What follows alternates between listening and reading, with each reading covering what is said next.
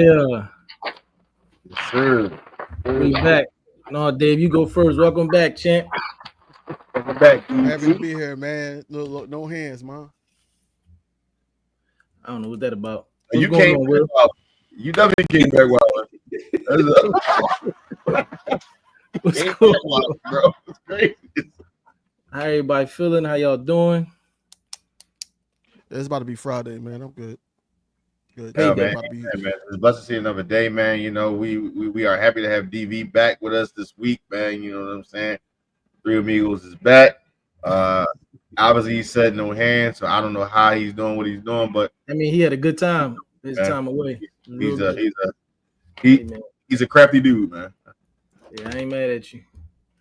Welcome to what's the Let's get right into it. Let's go. How many how many how many, how many people got a chance to listen to this album right here? Like, so we just gonna start with this, huh? This what we doing. What's your So we honest doing. opinion on it? You know, how you feeling about it? What's your favorite songs? How you feeling? Well, I already know the other No, opinions. no, I I'm give you sorry. Hey, mine. wait, well, no, Oh, wait. Will, he just came back. DV, go ahead, man. How DV, you feel up, about this baby? album, man? We talked enough. I like the fact that people, on my opinion, think that it's only because it was high expectations. No, it's basically Lil Wayne is Lil Wayne, and Lil Wayne. This is a Carter, bro. Like this ain't no rebirth. This ain't none of that. This is a Carter, and this album is trash. You could have kept this. You could have shelved this joint. You could have shelved this joint. Even the best song on there, "Welcome to the Carter," that joint is light too. It's light. That's like the joint that you put on like the mixtape joints, like the DJs whoever, you know, it had "Welcome to the Carter" on it. It's really not a great album at all, man. If you had the track list, I could have went through each song, but it's bad. It's a bad joint, bro. So I none of don't these even songs know. you gonna replay. It's horrible, bro. No, You're not replaying none of these songs. nah, So you just done with it. You no. moving You know on. what? Okay, let's talk Lil Wayne. You know what album is better than this? The Funeral. You know what album is better than this? 1 through 4. Carter's. Yeah. Better than this. Yeah. I mean, That's what I'm saying. Like you like I mean, this is yeah, horrible. but yeah, That's because Bull got 4 locks in his like I head. mean, that's like this You is think, Will? wild, bro. It's a wild take, bro. That's what I'm saying, man. No, What it's you think? horrible. It's a wild take, bro. That's all, man. You That's let it just wild. marinate. We'll listen to it a few times. What's your opinion? Oh, I did. Yeah, I did. So while I was on my thing, I definitely, I listened to the album maybe like 3 times back to back because I tried to give it a fair chance. To me, it's a good album. I say it's his greatest. I mean, not everything on go on top. Some of the best. The Carter 2 is still my favorite album. Man. I mean, always been, even after the other ones. So, a lot of times you get into. I think the expectation for this album from a lot of people were too high. I went in it with no expectations. I went into it like it is a Carter. He's coming out again, bringing out music. I just want to listen to it first, see what I did. A lot of people, when you do different songs, is different mainstream stuff, is different stuff like that. So like I can see the fluidity. And Dave, I did add the track list now for you, but I did see the potential of all the different songs of where they could fit at. And just like I said, certain songs may not be for you, may not be for us. It may be for a different type of crowd, but this song is everywhere. Now, granted, my favorite joint is hip hop. But Bells is good. Welcome to like when the album first started, I thought it was the problem with hip hop is Big the Plug carried the song. Wayne could have done better than that. I like the other songs too. With all I'm saying, as it kept going, I mean, I liked the Jones, man. Like I know a lot of people don't like Peanuts the Elephant, but I listened to what he said. Like I was really listening. I wasn't listening for the beats. I was listening to the lyricist, the artist, formerly known as Lil Wayne. So that's what I was that's what I listened to. So I listened to it 3 times, and I say it's a good album. I give it a 7 out of 10, because I can see the quality of the other songs that's going to be played in listen. Wait. Commercials. I How can you get, where the one song with Bono was played on the NBA Final commercial. That's a lot of stuff. That's called having money. Like exactly, a lot of stuff. I think the expectation was too high, man. That's all. It's a good. I don't think the expectation was high because there was no expectation. Nobody really knew it was coming out. He just dropped it. It was like a little video before, so it wasn't no lead single or nothing. So I don't think it was no expectation.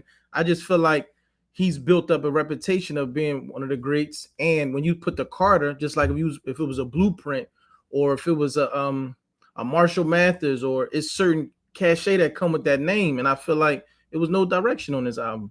Like you said, Welcome to the Carter is my favorite song. Hip hop is dope, the beat and all that, but you know, Big the Plug, it was a vibe. The way he came on with the knick-knack patty, I was like, bro, come on, bro, you better than that. Bells was good too. Y'all ain't like the old school rendition of Bells to the Listen, I'm gonna tell you why I ain't like it. Because it was repetitive. So like the idea of it and the beat, I was like, okay, he about to kill it. He kept recycling the chorus.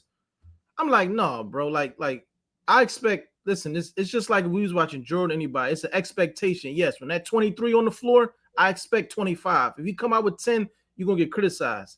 So I feel like this something he should have kept.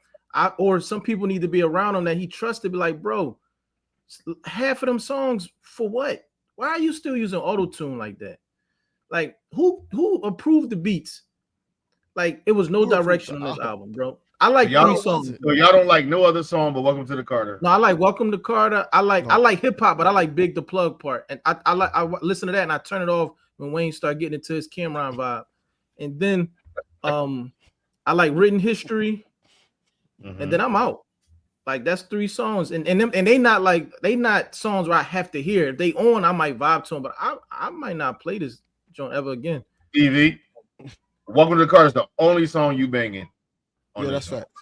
That's right. He said that's right.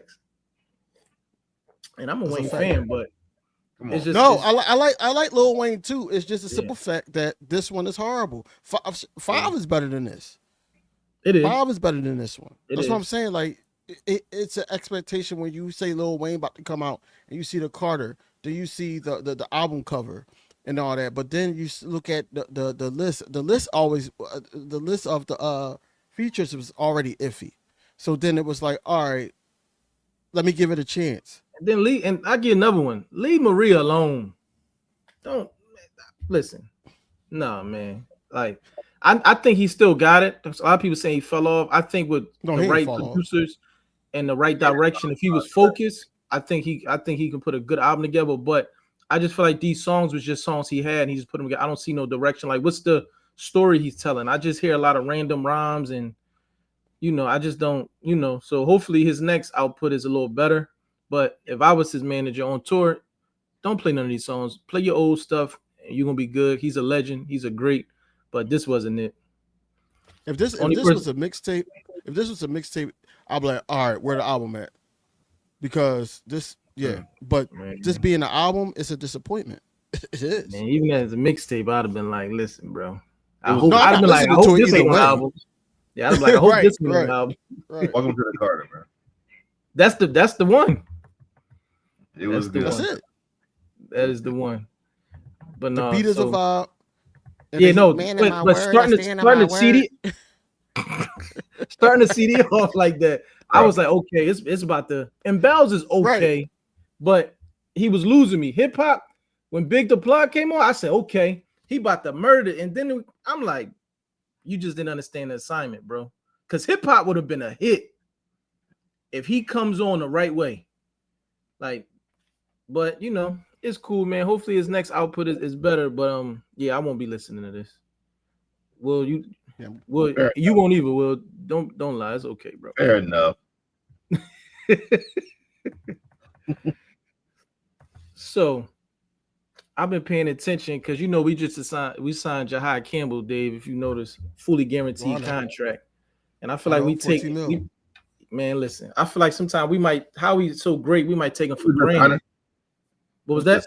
I mean, it was a good signing. There'll be a documentary 5 years from now on Howie, and then y'all probably be under investigation and shit. But I mean, other than that, you can't take nothing back from it though. This ain't Penn State, so good job, man. Good job. How we get him offer they can't refuse, man. Good job. I bet he did. He got the Epstein files. he probably do, dog. I'm convinced. Even like, listen, AJ was sign like, with "Yo, I us. don't know how you pulling." He said he I'm gonna don't tell know you how he how. pulling this off, bro. You just another name in that little black book. This You was know what? I crazy. wouldn't be surprised. You know what? Fuck it. I would not be surprised, bro. On some BS, bro. Like it was a BS, bro. Out of nowhere, like some of these owners, he gotta have something on, bro. Out Like of the nowhere, like the Eagles cartel. trade. I can see Eagles it. trade a 6th-round pick for Marvin Harrison Jr. I'm like, wait, what? Like what? Like, come on, bro. Like, come on, bro. No, but it made This me is getting ridiculous. it made me think of this situation because I don't understand what's going on with the Bengals, man. I don't get why for some reason they can't sign their free agents and now they can't even sign their draft picks. Bro, I feel like it's I don't know, but it feels like a toxic environment or something, bro. Like on the low, What you I mean? don't Why know. though? He said, what you mean? Don't know, bro. I actually never seen this happen like this before, like from a rookie, like this saying basically, I didn't know the rules applied that if he don't sign, he can get redrafted next year. Yeah, Like that's he can crazy. I draft by learned that too. Yeah, like I did not know that, bro, at all. it is crazy. He said I won't At practice this until I sign. Like, at this point, I think he should do it. Like, bro, honestly, working out and all that, and then because you know the Work rule out. also will the Bengals can't draft him. Anybody else can. Yep. Mm-hmm. So you going to another team? He was I the mean, 17th pick in this draft, so he's definitely a good player. Like you know what I'm saying, he was a 17th pick in the first round. Like you know what I'm saying, and he said, "I'm not practicing until I sign." That's it. because it's the language. He was saying it's the language in the deal. They trying to basically it's not like Of course. guaranteed. And the Of language in there, course. like if he get hurt, they could take the money back. So it's like, but why Yep. would you want to do that? Like, why are you trying to? He trying to take that out. Now, granted, everybody's contract is different. All these other rookies signed already, but like you got to understand, different owners are different. Like everybody different. Like you know what I'm saying, like this is a first round pick.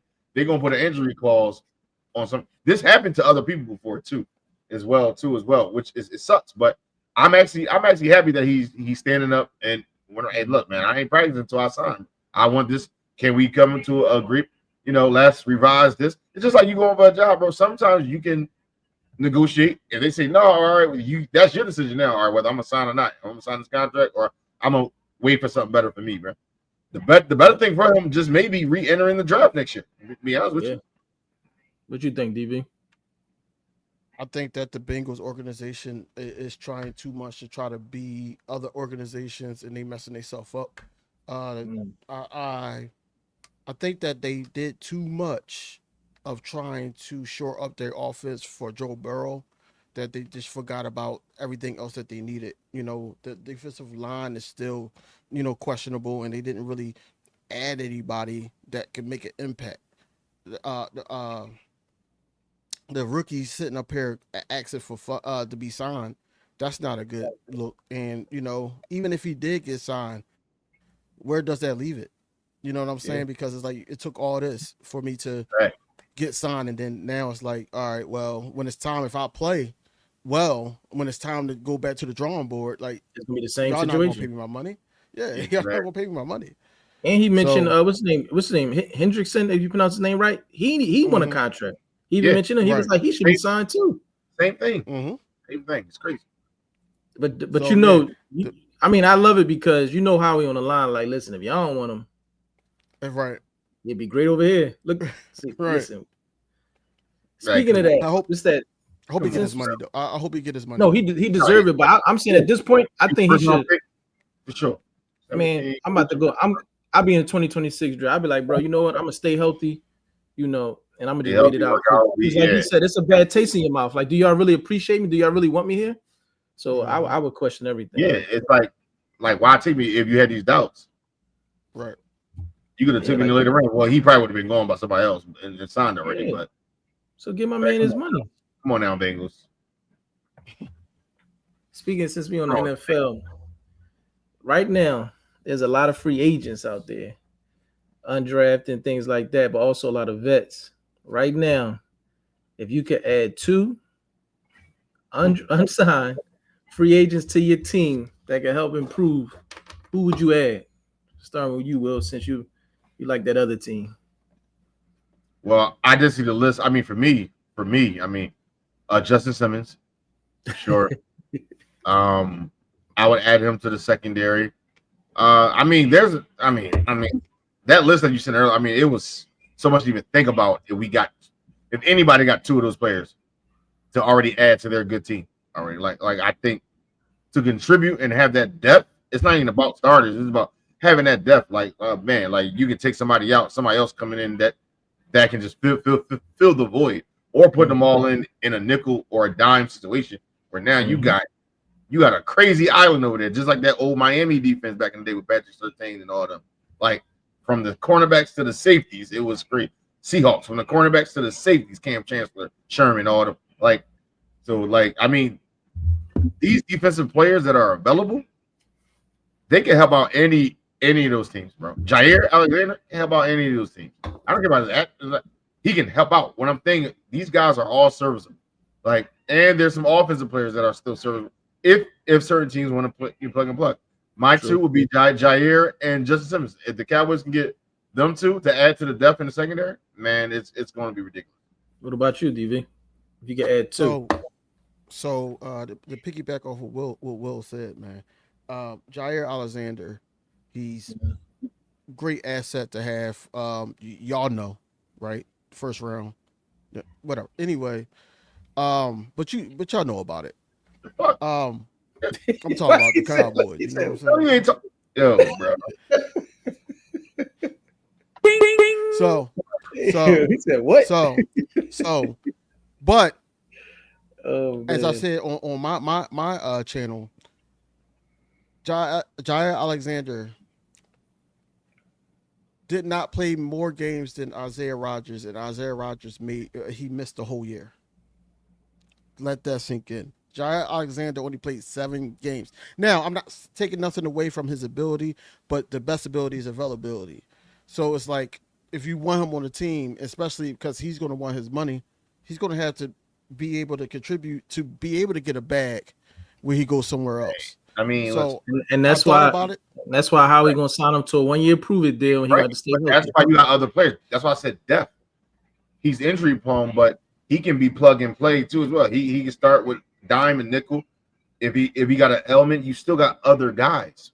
Like I think these guys that are on that list can help contention teams and already championship built teams to take them to the next level. Like I don't.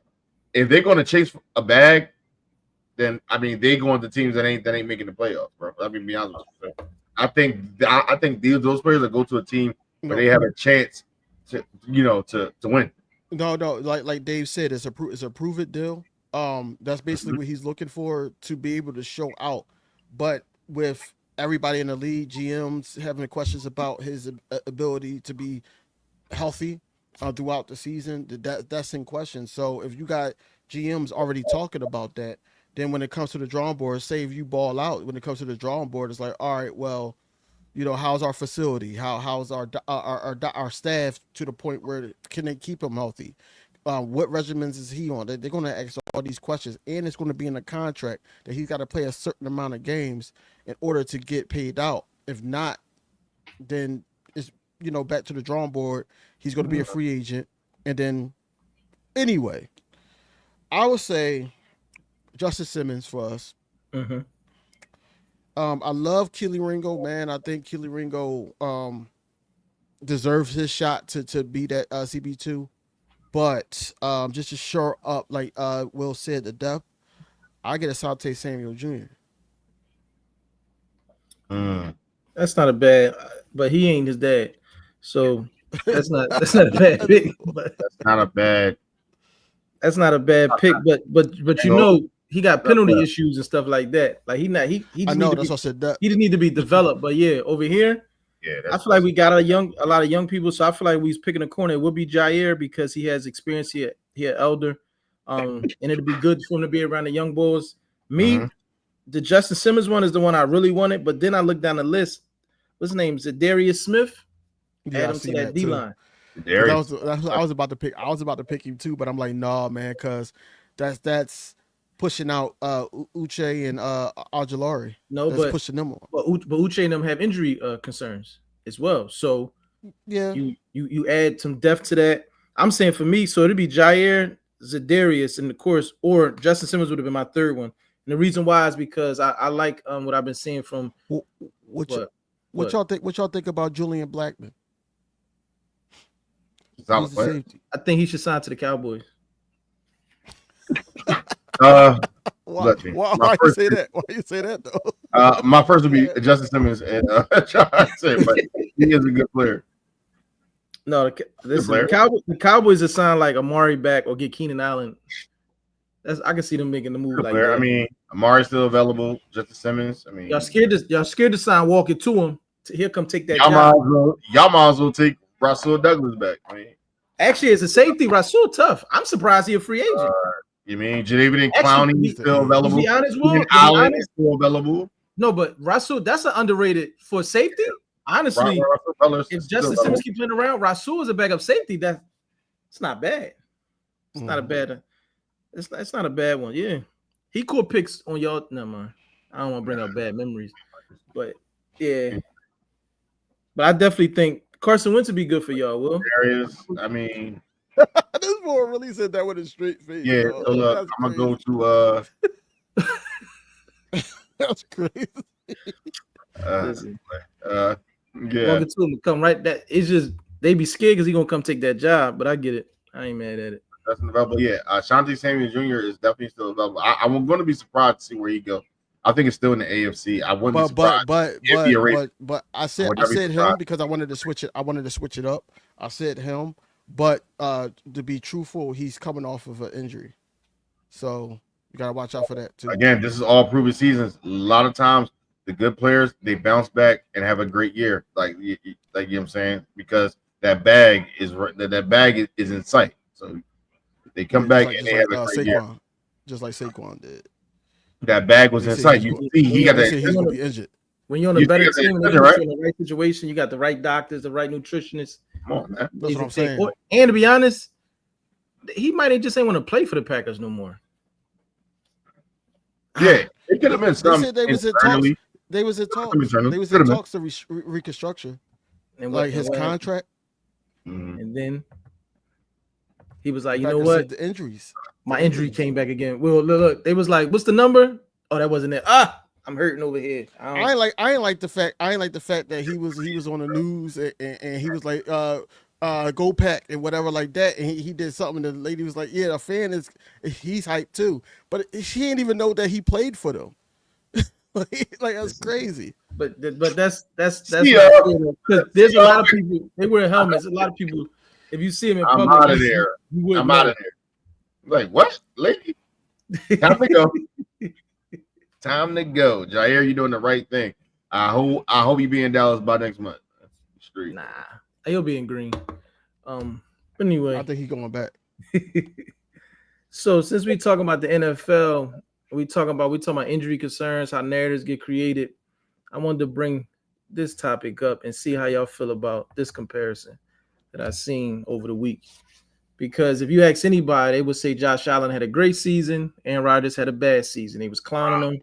We left the Jets, but if you look at these numbers from last year, it looked like they had an identical season. Wow. I mean, this is amazing. Like, I ain't gonna hold you. This actually surprised me when I first seen it. This actually surprised me. I ain't gonna hold you. Because the low key Aaron Rodgers in the second half of the season with the Jets he definitely was playing very well. Like he was playing very well.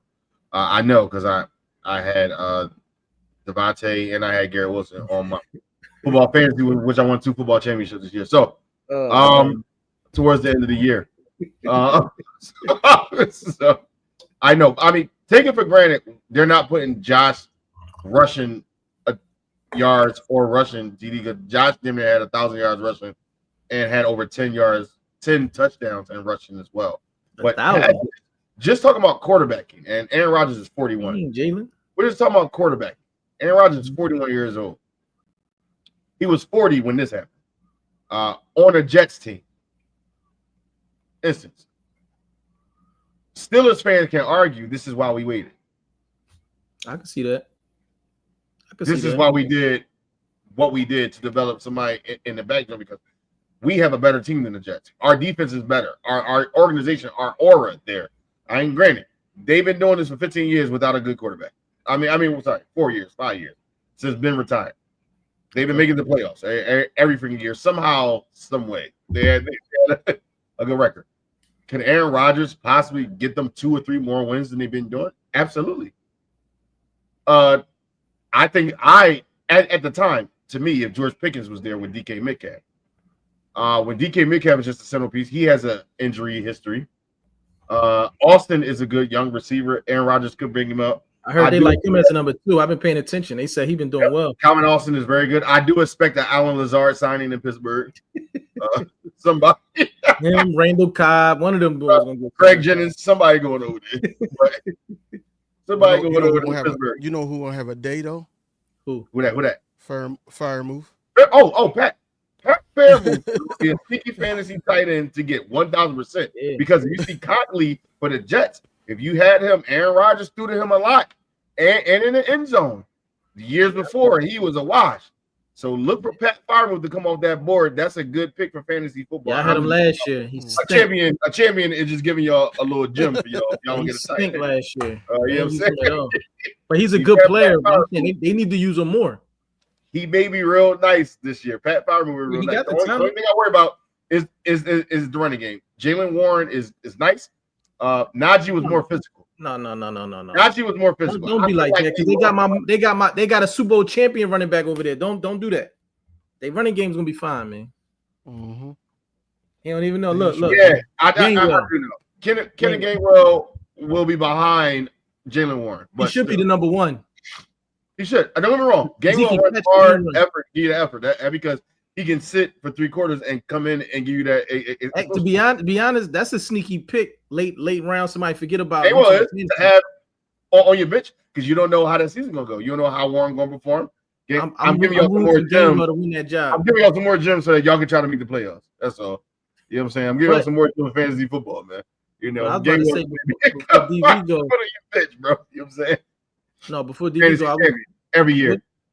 Bro, listen, no, Dave, you gotta let him have that. Well, since the Cowboys so bad, this would get them through. So you gotta let them have that. So it's coming. So, winners win. So when we talk about the Steelers and the Jets, are you sure that the Steelers have a better roster than the Jets? I wouldn't say roster. I think team and organization, that team wins. I think it's a winning organization, bro. I think they got a better coach. Taking accountability, 1,000%. Taking accountability.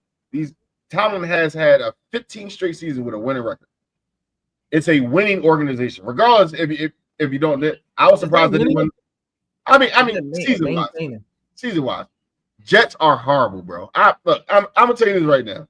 I love Fields. Yeah, they're horrible. I don't care about Zach. That mean they quarterback. That's their decision. They had a top 5 defense, bro. I'm talking about the organization. They drafted the players, bro. The only player that they got right was the defensive end boy. I like him. He tough. Other than that, quarterback, they always got it wrong, bro. They always got it wrong. So this is what I'm saying. I'm not saying the quarterback. I'm not saying the quarterback better. That make them the better team. No, I'm saying, but you forget Pittsburgh quarterback situation always get it wrong. But when you look at the roster defense, remember Roethlisberger just retired in 2020, bro. It's only been 5 years, bro. They still went to the playoffs. And what would they do? What was they doing? They was trying to let Big Ben go. What I'm saying is, I had to sit back and analyze once I seen this. Aaron Rodgers they could potentially go to the playoffs, right? Aaron Rodgers could potentially win them a game. If you don't turn the ball. I would take the Jets defense over the Steelers defense. I don't know. If JJ Watt, if TJ Watt is healthy, I don't know, bro. I'm taking the Jets defense. I don't know about that. The Jets got an alright situation. They can shore up their line. They just can't find a quarterback. And defense last year was top 5. Listen, since we're doing hot takes, I think Justin Fields is going to have a breakout year this year with the Jets, and I think he's going to show.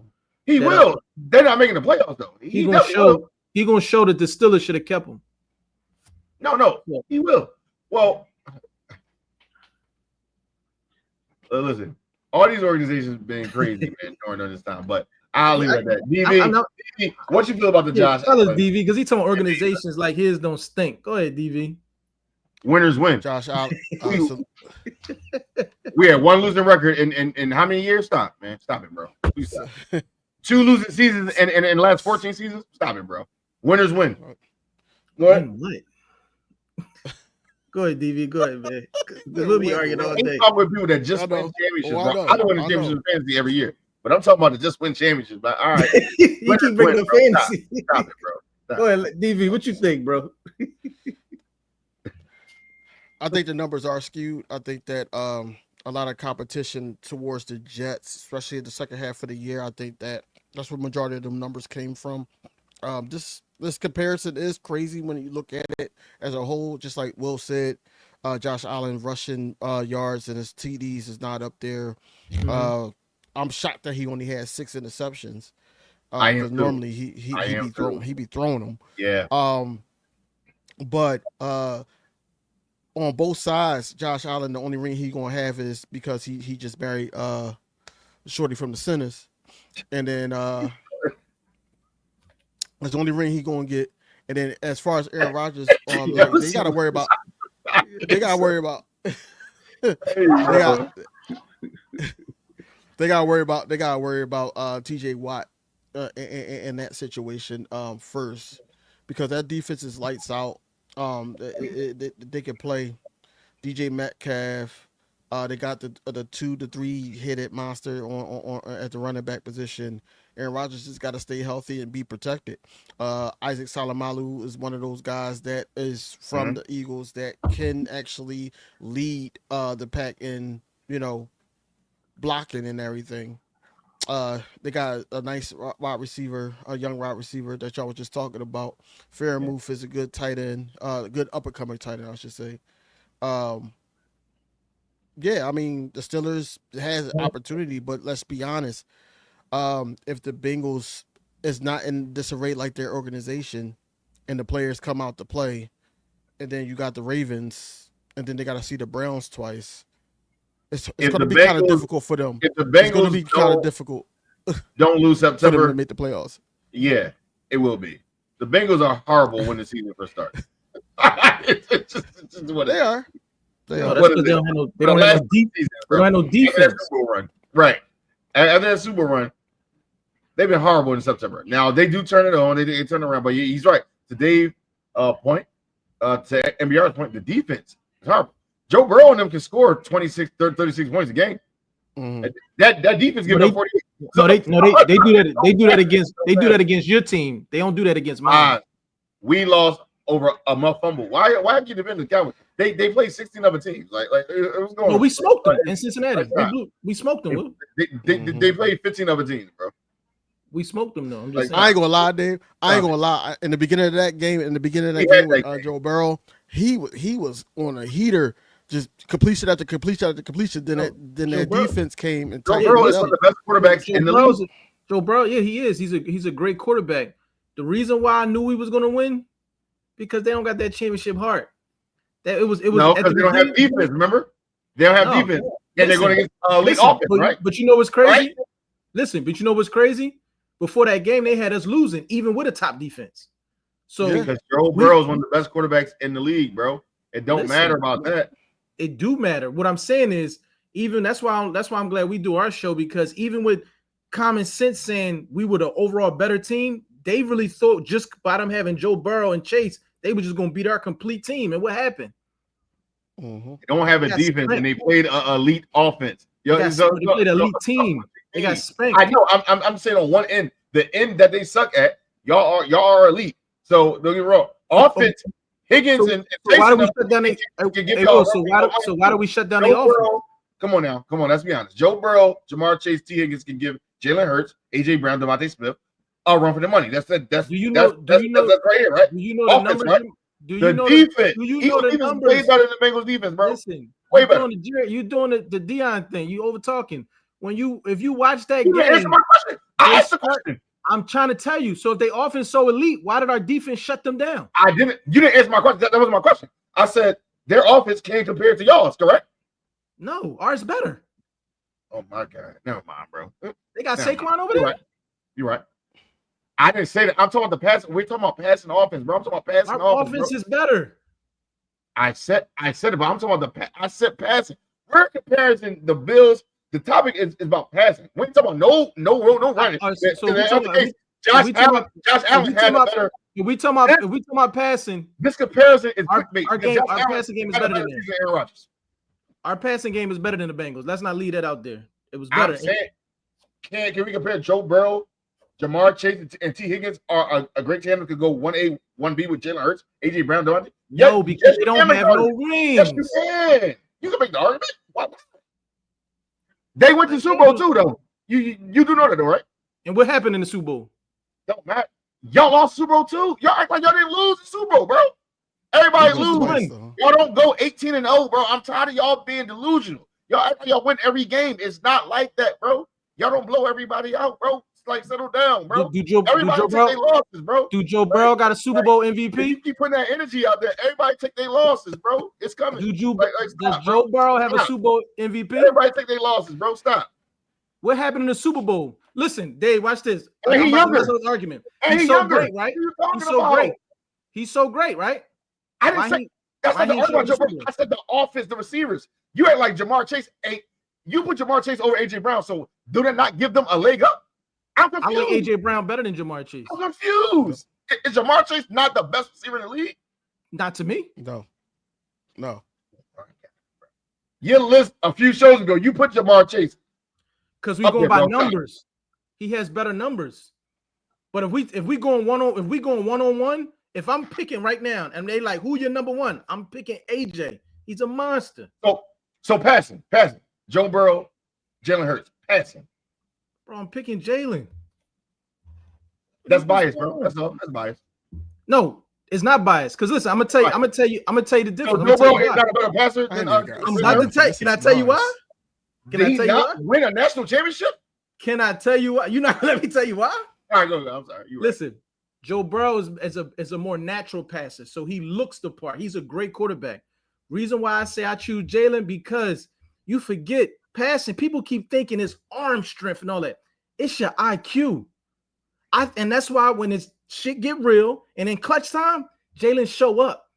That the stuff you can't, that's intangibles. I'm taking Jalen because I feel like at the end of the game, Jalen is going to do whatever it takes if it's passing over to win. So yes, I'm taking Jalen over Joe Burrow. I've watched Joe Burrow throw away games with interceptions and stuff. I rarely see Jalen do that.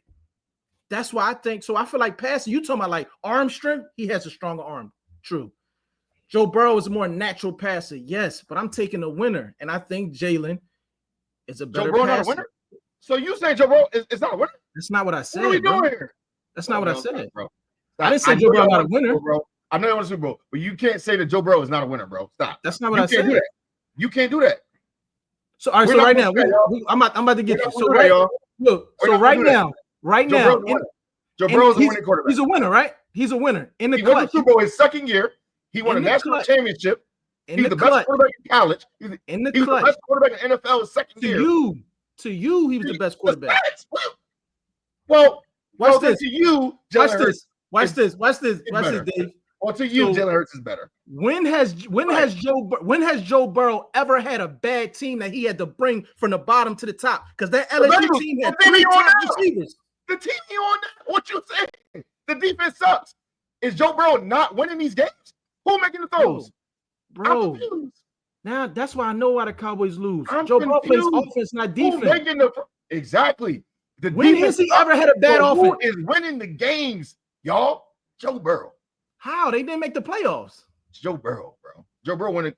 They still won X amount of games. What you take Joe Burrow out? How many games they win? The same amount of games. Stop, bro. Now, come on, bro.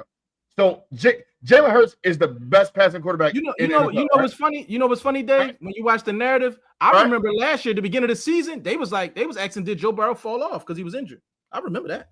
You would never answer the question straight up, bro. You keep in and out. Jalen Hurts the best passing quarterback in the league, right? Since you're not biased. That's not what I said. I said I would take him over. You're actually saying it, bro. So Jalen Hurts the best passing quarterback in the league. Stop, I said I would take him over Joe Burrow. The best passing quarterback in the league is Pat Mahomes. Thank you. Not Joe Burrow. Somebody else's name, bro. I take Lamar Jackson over Joe Burrow. No, you wouldn't, bro. Stop, bro. How you gonna tell me what I'm telling you? I would take. No, you wouldn't, bro. How you gonna tell me what I would take? I'm taking Lamar over him. I'm taking Pat. I'm taking Jalen over him. I'm taking Josh over him. Give me Josh Allen over Joe Burrow. in like a half an hour, DB. I apologize, man. No, it wasn't a half an hour. It was about a good 5 minutes, Go man. ahead. But it's good. I'm enjoying this because I ain't gotta say nothing. I really Go don't. ahead. No. Go ahead. What you think? Cause me, Jalen Hurts second best quarterback in the league. See what To I'm me. saying? Look at his Second best quarterback. This is Overall why- quarterback. This is why I'm on your channel every week, bro. Subscribe to that alert, bro. Second, Wow, listen, man. second Wow. best quarterback in the league, bro. Period. And I stand You on know- it. I'm gonna stand on it. But It's DB, one you thing. know what's funny? It's one thing we do all agree on. Pat Mahomes What? is the best quarterback in the NFL. Next As time, of right- listen. Well, we can stay right there, but as of right now, listen. As of right now, he is. But if he if he don't win another ring and people like I expect the Eagles to win a few more, we're gonna have to go back to that debate. Yep. I think I don't know if his run. I think his run might be over. I think he'll continue to be a good player, but I'm talking about the Chiefs as a team. Because they got to fix that defense in that line. And what's your call about the So bow y'all out? saying we may not see the team back in like at least 2 more Super Bowls in the next 4 years? Who? I would The say Chiefs. in the next 4 years. If they run into us again, we gonna win that. We match up well with them. No. I'm talking about the AFC. I'm talking like in the going. AFC. You know what's crazy? Because the Chiefs wasn't a better team last year. It's They wasn't. just Lamar and Josh fell No, short. they wasn't. Lamar effed the whole game up. But yeah, the Chiefs were not the best team last year at all in the AFC. They wasn't. So that's what They I don't mean. talk about that. They don't talk about that though. They don't talk about that with Lamar. But let Jalen Hurts throw 2 picks. Well, I mean, Lamar is under a lot of scrutiny. No, he is, because I mean, I obviously the Ravens are a good team. So winners got to win. He won what? Three MVPs, 2 unanimous. The pressure is on Lamar. I'm sorry, that is on Lamar. But The pressure on Lamar. the regular season, he's electric. I still understand. He's starting to look like NFL James Harden. Like, what are we doing? Like, why in the playoffs? Sure. You know why? I'm gonna tell you. Absolutely. Listen, I'm gonna tell you why, and that's why I always pick Jalen over them too. Because we had that debate a while ago too. Is because in the playoffs, Lamar doesn't stick to his game. Y'all are a running team. Run Henry, use your legs, extend plays, and play your game. He tries to change his game and be more of a passing guy. That's not you, bro. Play your game. Whatever got you there, that's what you do. That's the one thing. Another thing my quarterback does. He don't care about stats. He's going to play his game no matter what. You know Saquon getting 150. You know my man going to give you and he going to run. We going to do that until you stop it. And then if you stop it, then he going to come out with the big chain and say, is that what you want? Yeah, man, for sure, man. Go Birds. I'm gonna leave it at this, right? The reason why Jalen Hurts is the second best quarterback in the league is because when AJ Brown came to the Eagles, they said who gonna throw him the ball. AJ Brown had 3 to 4 straight 1,000-yard seasons. His best season. And Devontae Smith could have too. So that's what I'm saying. That yeah. So what we doing? Bro, no one said. I literally, the words of my mouth said the Eagles have elite offense and elite defense. I never said that. I never said anything other than that. There are other teams and other players that are elite as well. That's all I'm saying. I'm about to say, I'm glad we going back and forth about this. You know, another thing I noticed is why, since we won and we got a good team, why is that now held against you? I thought the goal was to build a team on both sides of the ball, special teams with Will, can you answer that question for me? I will. Because 1,000% I will. Because it happened to everybody. Y'all are not the first team to be scrutinized for being great. Greatness comes with scrutiny. I'm sorry, it is what it is. They expect you to be great. So when you're not, you know what I'm saying? It's what's going to come. That comes with the territory, bro. Like that's what it is. Every great team, that comes with the territory, bro. Like, no, we know that. I'm saying I don't think you understand the question.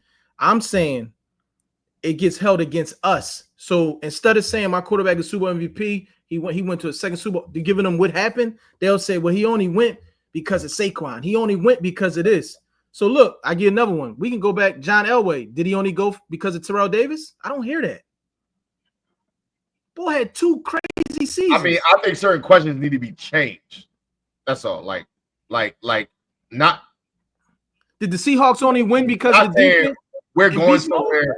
NFL, NBA, it's a team game. Just like Kevin Durant said to the on Twitter to somebody, right?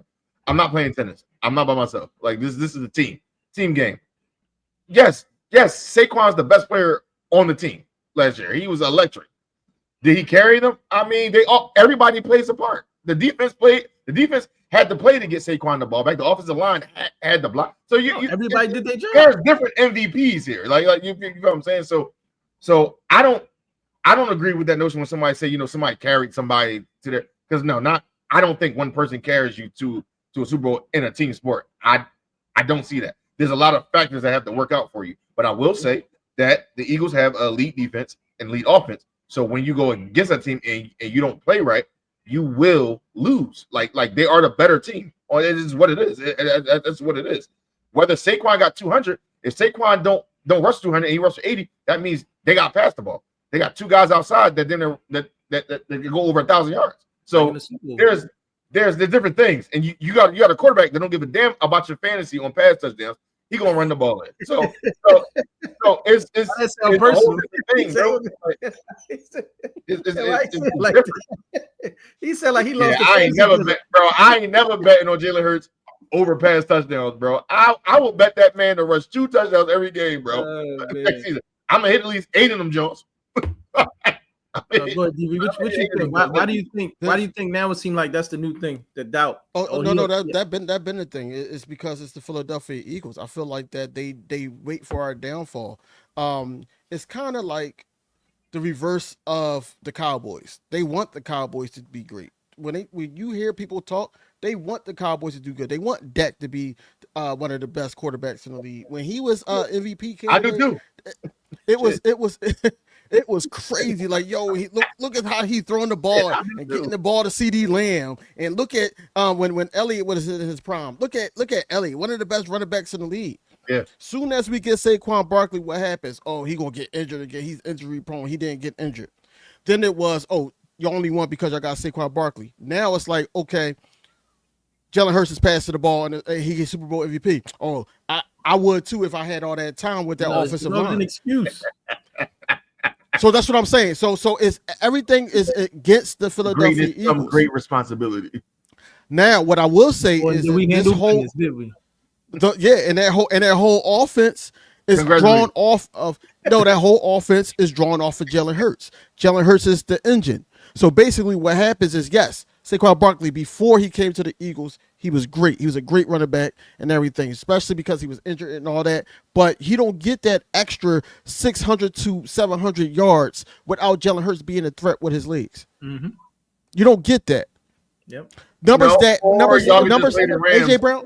When AJ Brown and when AJ Brown, listen, when AJ Brown, and that only counted to what 400. Yeah, 400 yards. That's crazy to say in 2 games, bro. On one team, that's wild, though. That's crazy to say in 2 games, bro. That's wild. It is. That's crazy. It is. But then what happens is you got teams like, Spags, with KC talk about something. Yeah, look, all we got to do is stop Saquon. And he tried that. And then they learned.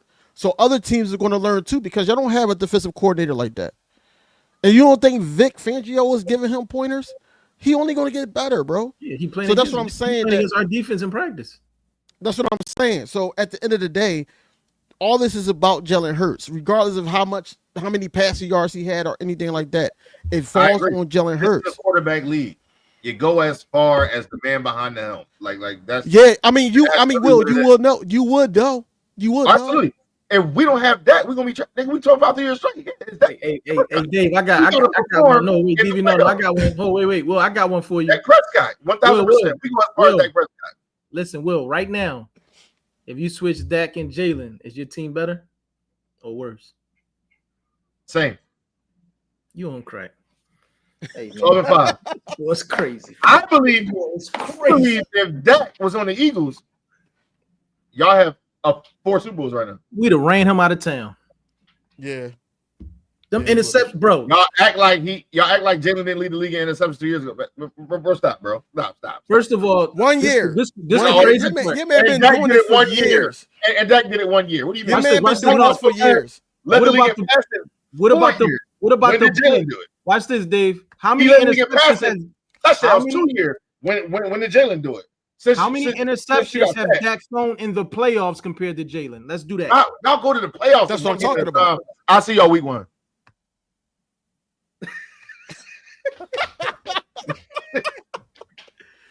already know what's gonna happen. God, Campbell, One game at a time. Stop on the playoffs. We are not in February yet. We are here in June. I'm worried about OTAs. It's always been for the past couple years. Yes. We 0-0. We not talking about. We ain't talking about last year. 0-0 with y'all fan base. Y'all fan base is always like right. So the league resets in the playoffs. We'll see this year. Nothing. We'll see. It's gonna be a pick six return. Any given Sunday, man. You gonna say y'all trash again? By November, y'all know when Dak come back off an injury every time he throw, the season is retarded, right? George Pickens gonna smack you, bro. George Pickens gonna go off this year. I ain't gonna hold y'all. George Pickens gonna smack you. Because they said George Pickens gonna go off this year. Because they said he was unguardable in practice. Your defense trash. Come on. Defense trash and they not tackling. Come on, bro. We got Diggs and Bland back there, bro. Stop. About to have Justin Simmons, Bland, and Jair Alexander back there too. Bland and Diggs are hurt, bro. They are hurt, bro. We about to have Ramsey, Jair, and Justin Simmons back there, bro. You're gonna have all three of them. Wow, bro. How you gonna sign all of them, bro? Like, what you talking about, bro? About to have all them back there, bro. Yo, Will crazy, bro. Y'all can have all of them. Y'all still gonna lose. I don't listen to tabloids. He unguardable. That's practice. We ain't really going. When we go get it. Look, what you mean you don't listen to it? You said it. And NPR knows this. I say this every year. I don't judge a team until after the 5th or 6th week. The season just starts. Although this Eagles and Cowboys week 1, I still don't judge that game. Whether we win, whether we lose, it don't define the season. It don't define my season for me. Go ahead, DV. Week one. Hot it take. Don't define my season. To me, it don't define my season whether we win. If Kelly Ringo, Kelly Ringo starts at CB2 in week 1, in week 1, he cooked. I guarantee you, he gonna read George Pickens like a book because they practice together and they went to school together. I'm trying to tell you, right down the field. Hey, go ahead. I hope he do. What you talking about? I hope. Go ahead. Play for us, man. I hope he do. Ball cook, bro. Play for us. Just like Dak Prescott played for other teams. Ringo is Revis Island, bro. Like, stop, bro. Nobody said that. I said George Pickens. I said George Pickens. I didn't say he was Revis Island. And you go through this psychosis. Ringo is not. That's not even the word. That's not even the word you was looking for, bro. That's not the word that you was looking for. Like in the league, bro. If he's standing against, nobody said that. He getting cooked. But that's not how Vic Fangio's defense is ran, dog. Call for help. No, I think Keely can handle it. Yeah, physically he'll manhandle him, and then you forget we got Cooper and Guantanamo Bay over there. Right. We still got Reed Blanket. Them two. Don't you ever don't do that. Don't call Ringo talking about he gonna shut down Keely. I think he could do it, Dave. Yeah, I know. I'm trying to tell you. They went to school together. He knows him, and they practice together. No, it is 2 touchdowns, 180. You know who had a good game against us? I think he had 180 yards. Oh, speaking of training camp, did y'all see? CeeDee Lamb always cooked the Eagles, bro. Stop it. In the slot. So both of them gonna have over 100. With Dak Prescott there, both of them gonna have over 100. Well, both of them gonna have over 100 week 1. Why not? I think Devontae and AJ could go over 100 too. Why not? This gonna be a good game. Yo, do you remember the time? Do you understand this gonna be a good game? Do you understand that? Yeah, for the first half. It is gonna be a good game. It is. Until it's winning time. High scoring game. Until it's winning time. Until it's winning time. Look. All we gonna see is Saquon doing shit like this. He didn't beat 60 yards. Bro, winning time. Cut it out. Dak back. Y'all gonna understand. Y'all might be on the. Hey, Dave, they might be on the cover next year. He might jump over 3 people. We don't know what he's gonna do. We don't know what he's gonna do. Boy, what was your hot take, Dave? You remember? No, what you talking about? You say you had a hot take. His hot take was before we recorded. Ringo was the best quarterback in the NFL. That's not what I said. That's not what I said, bro. You heard what I said. You heard exactly what I said, and I'm standing on that. And I don't know who we're gonna have at safety to cover that the backfield, but Ringo is going to be ready. Man, if I'm it's telling Matumbo, y'all. if it's Brown or if it's Don't do Matumbo, your he's show good. next week because I'm putting that statement on your I'm comment being box. consistent on my channel, bro. I'm putting that comment going right on that comment box. I will say it. This man said Ringo was the best quarterback in the league. No, I That's did what not. I'm saying, bro. I'm telling you right now when I'm I saying did live, not, bro, dog. right now. I did not. I think Ringo is ready, bro. So Ready just for got- what? To get burnt? What are you ready for? he tough, You're not man. gonna get burnt, bro. He ain't watched the I'm championship. not saying He don't he know. not good, but you're talking about elite talent over there, bro. Like, stop, bro. What do you mean elite talent? Elite offense always be elite defense, bro. Trust. The best. And the this best, is why. And this is why Wait, y'all don't wait, make wait. it. Next, the best next, That don't even make players. sense. it the don't. best- That's why y'all don't make it. It does. That don't make no Great sense. defense, great offense Defense always wins beats great championships. defense. You know why? You want to know how I know? Because y'all don't make it. You want to know how I know? Because people used to Go to put the their next- best defenders on me. People used to put their next, best defenders on me. What? Great defense, but I have a greater offense. Defense always wins wins. championships, bro. Yeah. And we still win them games. Next You topic. know why? What my man talking about, Because bro? great offense Next beat topic. great defense, bro. Every time. Next It don't topic. matter. Yo, man, we gonna come back to NFL. It's too hot right now. Man, what's going on? Let's pick something we all You don't probably know. agree on. He was at the park saying, "Yo, get a ball to Will." I said, "I got you, Bill." You know what I'm saying? That's so damn loud, bro.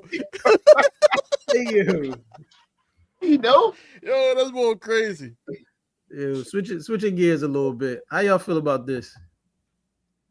Did y'all watch the match, and how did you feel about the aftermath of post conference? I got some Man. words for this young lady. Y'all got it though. Man, listen. I don't know where Sabalenka was from. I know she was the number one ranked person. I watched her a couple years. She's great at tennis, but hold this L, yo, because like we get L and walk off, bro. Like, why are you mentioning another woman name that you beat, saying if she would have beat you, she'd beat Coco? No, you lost to Coco. Don't matter. Coco the champion. Like, take it humble. You played the worst game. Is that Coco's fault? Y'all played on the same turf, the same conditions. You talking about the conditions? Y'all played on the same conditions. Yep. Don't matter. Coco Road as number 2 was even harder than yours. You're number 1, so you're playing the lesser talent to get to the championship. Her road was harder. So you try to say the girl that you beat would have beat her, and Coco beat her too last year. So I'm confused. That's what she said. I don't agree with that statement. Like, I beat her as well. Like, so I'm confused. Like, take your loss. I understand you mad. Sabalenka is a fierce competitor. Like, me and my wife, we watch her every time. Like, she snaps on her coaches, everything. Like, that's just her energy, bro. She gives you Boogie Cousins, grab the crotch, smell his joint. I think that's me. Yeah, but the difference is she get to display that, and Boogie gets suspended. Exactly. And Boogie contract is terminated from Puerto Rico. He can't go to PR no more. But look, the thing is, other than that, Coco, we watched the match. Coco deserved it. We was cheering her on. I'm so glad that she won the French Open. I was excited for her, but she played a hell of a game. She actually came back on one set and won that game. So don't discredit somebody win because you lost. Sore loser. Move on. See you back in the finals next year. Her being a sore loser, man. You know what this quote remind me of though? This quote remind me of when we played the Cowboys and Micah Parsons said, "If you take away the scoreboard, that was crazy. Then we were close." He was being funny, bro. Like cut it out. Anyway, but shout out to Coco. Shout out to Coco for putting on it. Huh? No. What am I writing down? How do you remember this? Like, did you write that down? What's going on? All first verse. All first verse. All first verse. But yeah, shout out to Coco for pulling off the victory, man. You know, I like to see our skin color win.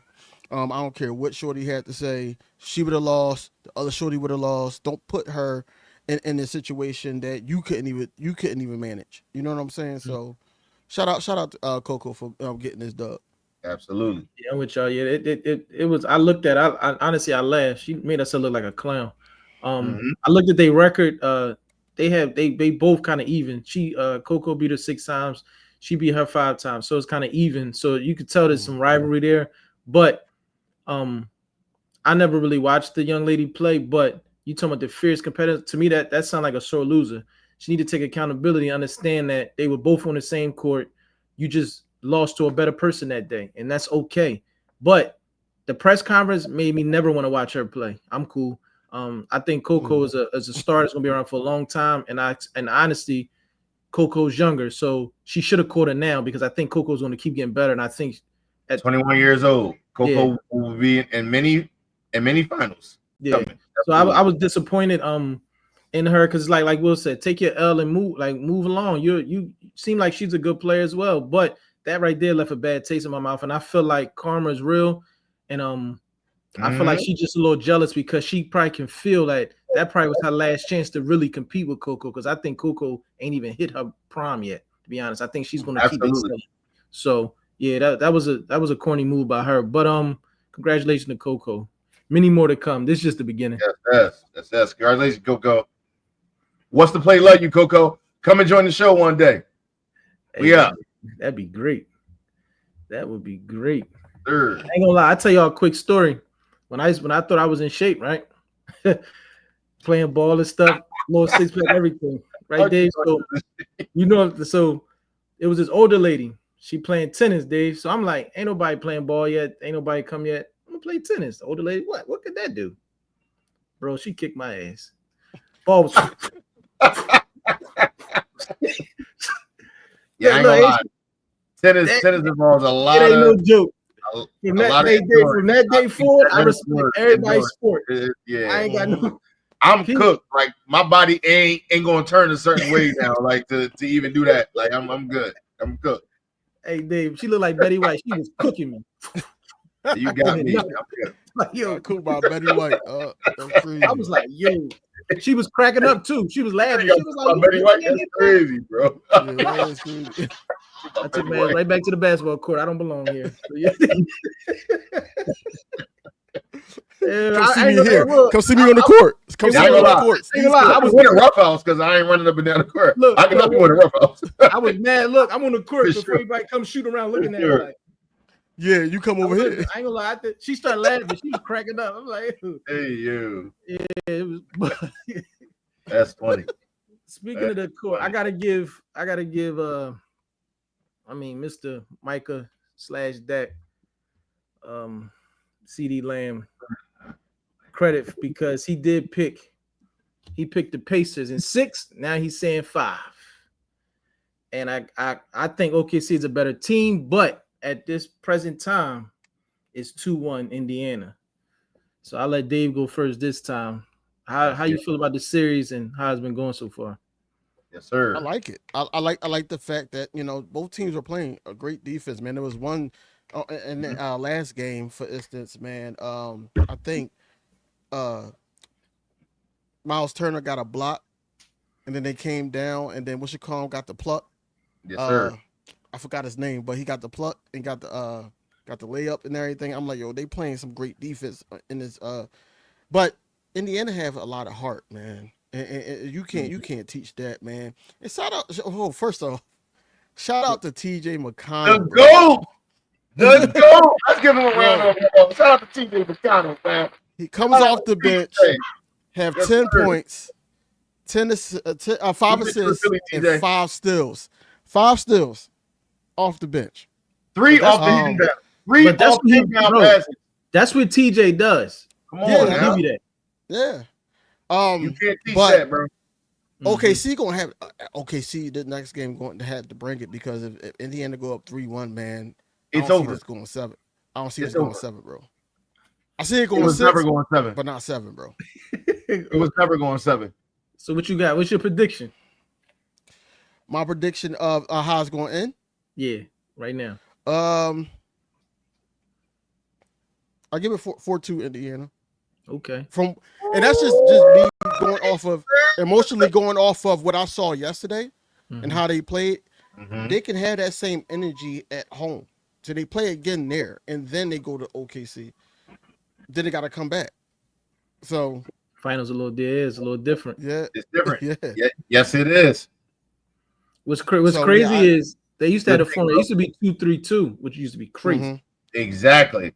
People forgot about that. The finals format was a little bit different. Like Yeah. so, like now it's that 1-1. If they split 2-2 is a little different. Like man, What you got, Will? What's your prediction? I mean, I did have the Pacers already at the beginning going winning in 6, but I expected OKC to win game 2. The Pacers did exactly what they're supposed to do. Still a game at home.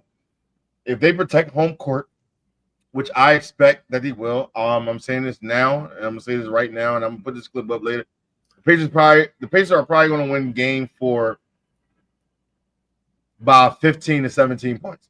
I think that their defense and everything and the energy of that crowd, the heart that they have, I think is gonna carry them. Granted, SGA gonna play his game. Jalen Williams played a hell of a game. I was like, damn, this boy. But I do say, and look, I may be a little bit jump, but I watched the game and I ain't really like this. The whistles were more favored to OKC. The whistles. Yeah, of course. There was a lot of bullshit, a lot of shit that wasn't called for the Pacers that should have been fouls. I seen Siakam get a putback, and they showed the replay 3 times when he got smacked in the face and the whistle blown. So like I was kind of confused what was going on. But I know when OKC go down and push off with their shoulders and throw the ball up, the whistle going to draw. So like I really think if half the whistles wasn't drawn, OKC got blown out last night. So to me, OKC's the better team. But just like the piggyback off of DV, you can't teach heart. So it's different. When you're better, that's what you stick to. But when you go into the Lions den and you got to survive, Pacers is fine. Just point like that. Where's you going to point like that? Oh, that's crazy. Hey, I definitely, but I feel like what we skipping over is the Pacers got a way better coach, and I feel like Rick Carlisle has been put in a masterclass this whole playoff run. This almost, if they pull this off, this remind me of the Dallas Mavericks Dirk run. Nobody expected Halliburton. They've been underdogs every game. Honestly, if you bet it 2 out of 3 games just on Pacers underdog, yes, you'd have lost game 2. But the plus 500 and plus 700, you'd have won money, bro. Like you winning money. Like you winning money. Just bet straight up. I think it was 5.5 underdog. It was OKC was favored by 5.5. Or wait, bet live. Because OKC do go on a run. They up 10. Pacers may be plus 800. They're going to come back. The Pacers going to make a run. They're going to come back. Place the bet, man. Like, I love it. Go ahead. TJ McConnell is, man, to me, man, look, man, that game 3, if TJ keep it up, honestly, like to piggyback off MVR, the coaching is way better. But the bench that comes up, man, listen, TJ. Naismith is mine. Aaron Naismith. Ben Mathurin. OG Toppin, bro. Like, the bench players that coming off and Neymar that are balling when they get in here. TJ McConnell, honestly, man, look, all the players that got more millions than TJ McConnell, bro, you just took him and his family out to SDK or something like add to that bit because like the grit and performance, bro. TJ McConnell to me was the MVP of that game last night, bro, because like you can't teach those plays, bro. Those plays a lot of that little shit don't show up on the scoreboard. We're gonna go to Ben Mathurin off the bench had 27 points. We ain't gonna talk about that. Like he had 27 off the bench. It was crazy. He been like that. Exactly. Yeah. 20. So like we ain't gonna talk about that. But yeah, man, look, man. Shout out to a great finals, a great playoffs, man. And I look forward to game 4, man. But I mean, granted, even if OKC takes 4, I just think this is a great series, man. I still have Pacers winning this final, man. And honestly, if the Pacers win this final, this would be the most lopsided like final because like OKC. Look, Hove already lost 2.5 million already. Mm-hmm. He already lost that, like because he had them winning in 5. So you can't do that when the team already won 2. So that's just math. But so like for everybody that look, you can't teach it. I love it, bro. I love an underdog, man. I just love it. I don't know why, but like when I'm watching the game, like I feel like I'm just a fan of basketball, bro. I'm yelling at the screen. I'm cheering. I'm clapping. Like this is good for basketball, man, for sure, man. I love it. Great for basketball purists, and don't worry. On got money. One show, he get that back. Ain't no big deal. Um, but It's you know what true. I'm saying, no big deal. This is true. But no, for the basketball fans, this is great. For pure basketball, I Mhm. love basketball because I hear people talking about small market. I really, as a fan, I never really cared about that. I know it's a business, but I just like seeing great basketball. And this playoff run has been one of the best playoff runs I've seen in a long time. And I'm happy to see both teams. I'm a fan of both teams. I think OKC is a little, yeah, they're a little better team, but I think the coaching is what's giving the Pacers the edge in all these series. I feel like Rick Carlisle is an underrated coach, and he always been a great coach. But I feel like you're really seeing it now because nobody had the Pacers doing what they're doing now. So I like both squads. I personally wanted to go 7. You know, I'm not a fan. I'm not rooting for anybody, but I'm just looking for great basketball, and they've been delivering. And I hope OKC win Game 4, and I hope Pacers win 5, and I wanted to go to 7. I hope it go down to the fourth quarter. I just want to see great basketball. Man, So honestly, it would be. Hey, look, man. Honestly, y'all. I don't think it will, but if it do, we may get a what's the play? All three of us together live, Game 7 edition, bro. that would be great. That Watch would the be whole game. Fucking that would be turn up, great. turn up. So since we Especially talking with about that the winners, series. look, even though we talking about the winners, and we still gotta mention the Saudi fans. It's so ironic to me that first of all, I still don't agree with the way they fired Tibbs, but it's funny to me that they thought they could just fire Tibbs and just interview other people coaches. Like who came up with this game plan? Bro, they got the nod like 5 times. So y'all game plan was y'all didn't have a game plan? Like I'm confused. I'm confused, bro. Go ahead, DV. You can take this one. How you feel about the Knicks keep trying to talk to other teams' coaches that's hired crazy. that have a job? They gotta stop doing that. And then you want to add on Jay Wright too, because Jay Wright said he wasn't interested either. Wow. But it's beyond funny, man. Like I remember what I said about Tibbs and all that. But at the same time, like you don't fire a guy like that, and y'all went that far. Then reports start coming out talking about, oh, we was thinking about firing him when we faced the Celtics because we thought we was going to lose that series. Bro. Like what? That don't even make Bro, sense. exactly. It don't make sense.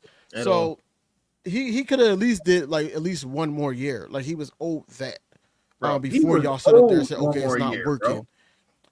But you don't do that. Y'all messed up and then y'all blame the coach. Y'all messed up, like Dave said a couple episodes ago. Y'all messed up giving away all y'all defense. Y'all gave up all y'all defense for Cat. and then the dude from Phoenix. Y'all gave y'all defense. They gave up multiple first round picks with Mikael Bridges. Yeah, and I'm not gave up saying y'all that they are assets. players, but I'm just letting people know they did it. No, it's just the defense lack.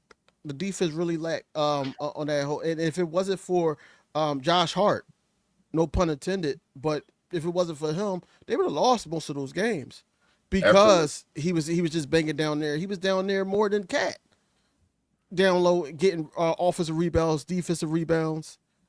Like that's what I'm saying. That so with them now having reports about Mike Brown.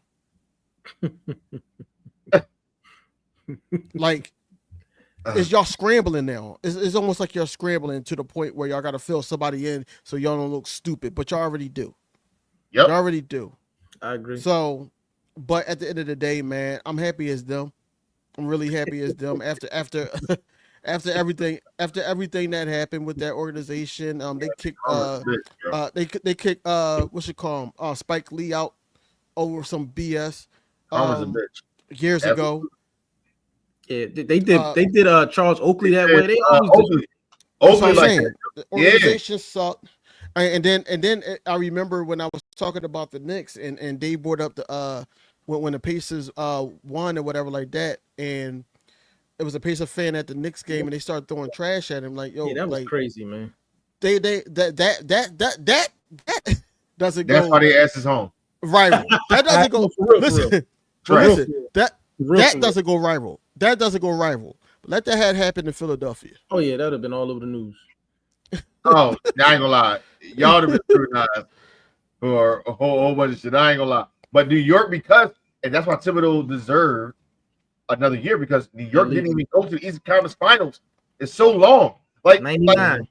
you know what I'm saying? So 99. like that's why Tibbs deserved another chance. The Knicks coaching search has been trash.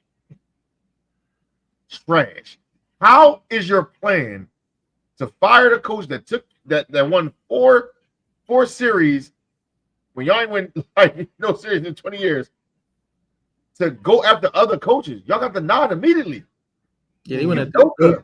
They went at the Yeah. They wild. Bro, they said no. What is wrong with y'all? Now, granted, there's some good coaches that are available, but Mike y'all Malone. go after people that's already enjoyed. Is Mike Malone the coach from Memphis? I thought Memphis fired him. Mark Jackson. Stop Prematurely. playing. Mark They're Jackson not to going. me is They're a not going to prime. bring him back. Mark in the league. Jackson should be a prime candidate for that job. Yeah. Him and They're Mike not gonna bring Malone. him back in the Candidate. league. They're not going to bring him back. Mike in the Brown, league, man. okay, I get it. He has success in Sacro. I like Mike Brown. But Malone and Mark Jackson, Malone just won a championship 2 or 3 years removed. So Malone, I can see he should be a hot commodity for a coaching job. Like, you know what I'm saying? Like, especially the Knicks not trash. They have a good team, bro. Like, you know what I'm saying? Like Jalen Brunson is a great player. He's a superstar. Like, Mikal Bridges is great. Josh Hart plays with Hart. Cat, they may trade Cat. I don't know. I mean, but Cat played well the finals. I mean, the last series. Cat did play well. Like, he did. Like, Cat is not trash at all. Like, you know what I'm saying? So, like, if Mitchell Robinson can play a little better, which he said he will, make sure everybody says that. You know, everybody's saying they're gonna be in the gym all summer. I'll see everybody in a Cabo soon, but everybody gonna be saying that, you know, they gonna work it out summer. You know what I mean? Ant-Man said ain't nobody gonna work harder as me. I don't know how many pornos that he gonna make, but look, the thing is, if you really gonna put the work in and gear down, the Knicks are a good team. The Knicks are top 4 in the East to me. Put a good coach there. Put Malone. Put a Mark Jackson. I want to tell people why we're saying Mark Jackson if people don't know. Mark Jackson constructed and coached that Golden State team before he got let go. Steve Kerr came that first year and they won the championship. That team was already there. That team was already coached. Mark Jackson would have won the championship too. So I don't want to take away from Steve Kerr because Steve Kerr is a great coach. Because we can't say that because in the playoffs and stuff, the adjustments Kerr made them like we can't. No. Steve Kerr, but what I'm saying is eventually everything clicks, bro. Like everything works for me, bro. Like there's some coaches. I can't say every coach that won a championship is great. That I can't say that. To me, players play the game. Yes, there's coaching situations, but you put that player in. Players play the game, bro. Cracking up over there. I don't know where he trying to go. I don't know where he trying to go with it. I'm gonna get to a first story. DV no. So it was this time there. Next topic. Next topic. Next topic. There's a basketball player named DV. Oh man. DV and like one time the game got crazy, man. We was playing good all as a unit at this park, and the game got close, and it was like, oh man, everybody's doing everything that they can do. You know, possibly we're playing defense. It's sweat, it's tears playing defense. We're yelling out. The thing is, the game got close, and we had to go win by 2. Win by 2. DV's playing great. There's this player named DV, and he's playing great that game. He's passing the ball to Will. He's doing everything that he needs to do to win the game. Hey, where you going, dog? So that's what I was saying. That's why I was starting laughing because I don't know where he's going with this. It gets down to a game, and then like I feel like this is like a movie moment. Like the other team go down, and those young boys they was playing hard, but they got too cocky. They missed a shot. Somebody grabbed the rebound, gave it to DV, and he brought it up, and I felt like it was like a movie. when he brought it up, he looked at me, and in his eyes, Yo, this boy is insane. Yo. in his eyes, I seen it was like, Will, take us home. And I said, and without any word, hey, I looked at him, and our eyes clicked, and I was like, I got you. He passed me the ball, and with 2 dribble step, a push off, you can't guard me. I stepped back, I shot the 3. The game was over. Oh my I ain't say nothing. I walked off, and I let DV. We got in the car. We went home. I shook his hand because he already knew what it was. It's like greatness, respect. What can happen when you really believe in somebody that can take you to the next level? So I believe that a good coach can take the Knicks to back to conference. My man just made that up on the spot. Because that must have been that must have been in my rec. That must have been in my rec. You know, that must have been in my rec in 2K. My rec. Ain't no way. Yo, so like I'm just saying, like that's just what we do, man. Like listen, we just since we talking about greatness, man. Mike Malone. Hold on. Since we talking about basketball and greatness, Mike Malone. I had to bring this up. Yeah, my man just turned 50, and it's amazing to see who my GOAT turned 50. And also, I watched the show about him and Shaq, you know, bringing Reebok back into the forefront of basketball. But I wanted to get y'all thoughts on AI turning 50. I got the same photo. Yo, that's crazy, bro. We had grabbed the same photo, bro.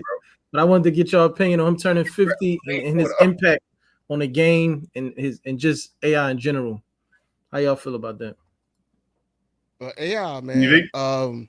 What more can you say about him, man? The fact that it was a conflict that he would come to arenas dressed in his street clothes and everything. They didn't like that at all. The cornrows, they didn't like none of that stuff. The fact that, you know, things that I can remember about him, he was not he played with a lot of heart as well. You know, we talk about people, he was one of the ones. To this day in Philadelphia sports, no matter what sports fan that you are, Philadelphia always remember Allen Iverson, and they put that on the pedestal. This is what you need to bring. Eagles players always say, as long as you showing them that you're willing to play, you know, that's all they love you, they support you. AI was a prime example for that. Did you had him going against greatness in Michael Jordan, and he didn't back down, and he had one of the greatest highlights ever in NBA history on Michael Jordan.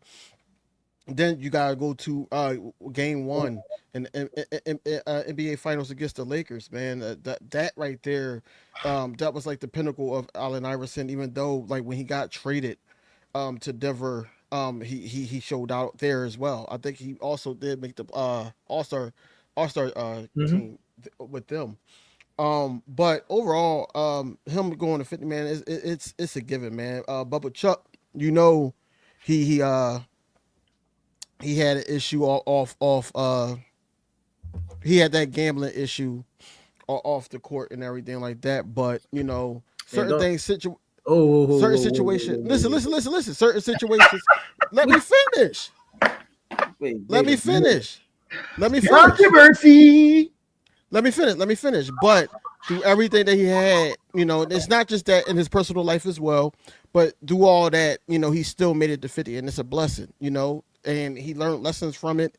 I hear him talk about it all the time. So overall, man, I'm just happy that he's one of the ones that's still here, and, you know, happy that he got the chance to see 50. Listen, go ahead, Will, because I was about to go off. Go ahead, Will. I don't know why. Because there would be no smut on my GOAT name. I don't know about no gambling issues. I know my man like to have fun. He had gambling issues.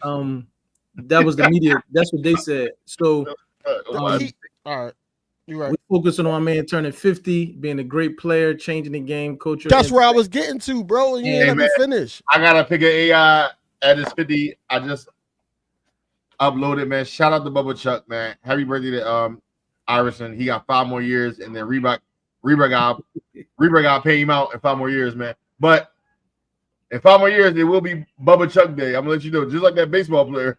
When he turned 55, his birthday gonna be Bubba Chuck Day. Because Reebok gonna cut that check. But shout out to the Allen Iverson, man. I mean, honestly, man, it's crazy how much love he gets from everybody. It's not just Sixers, Philly, it's everybody, bro. Like going back to it, like his 50th. Granted, I will tell you, he is having his official black tie 50th party here in Philadelphia, downtown. I think it's this Saturday. So what you saying? You saying we should pull? What you I mean, I may have a video for y'all, man. It ain't really about that. I mean, AI approved. Any bullshit. Yo, but it's you know what I'm saying? Shout out to him and his influence. I will say, man, like his I mean, look, I can't really speak now. The man jersey that I got on right now, that was his best player. That was his favorite player. So, and he became my favorite player. So the influence just trickled down. This guy's 50, bro. Like, crazy part, I didn't even know, man. It's wild, bro. Like, Allen Iverson is 50 years old, bro. It made me feel old, champ. Yeah. so like, you know what I'm saying? Like, with that, man, like, much respect to AI, man. He was a baller fighter. He fought one person I can say back in the day that all the injuries he had, if he could play, he was on the court. So yeah, that's one thing that I can give to him, because a lot of players these plays are sitting out for scrapes. They get a cool. They out. Splinters. I got a nail splinter, a hang nail. I'm out for 2 games. So I mean, shout out to Bubba Chuck. He is definitely a GOAT. He's definitely a legend. And much respect to him, man. And honestly, I can wait. I know one day, man, you know, y'all see a picture, man. Me and Bubba Chuck gonna rap. We have a good jump. I'll make sure that DV and NPR get the first picks, but we definitely gonna chat it up for sure. Yeah, because out of all us three, he's my favorite player. He's my GOAT. Absolutely. No, you're right. But at the same time, I just feel like the cultural impact, the way he played the game. I mean, everything. I mean, the little white kids in the stands with the cornrows and the tattoos, the arm sleeves. 2K was really his game. He was the one, bro. Like, it's just everything.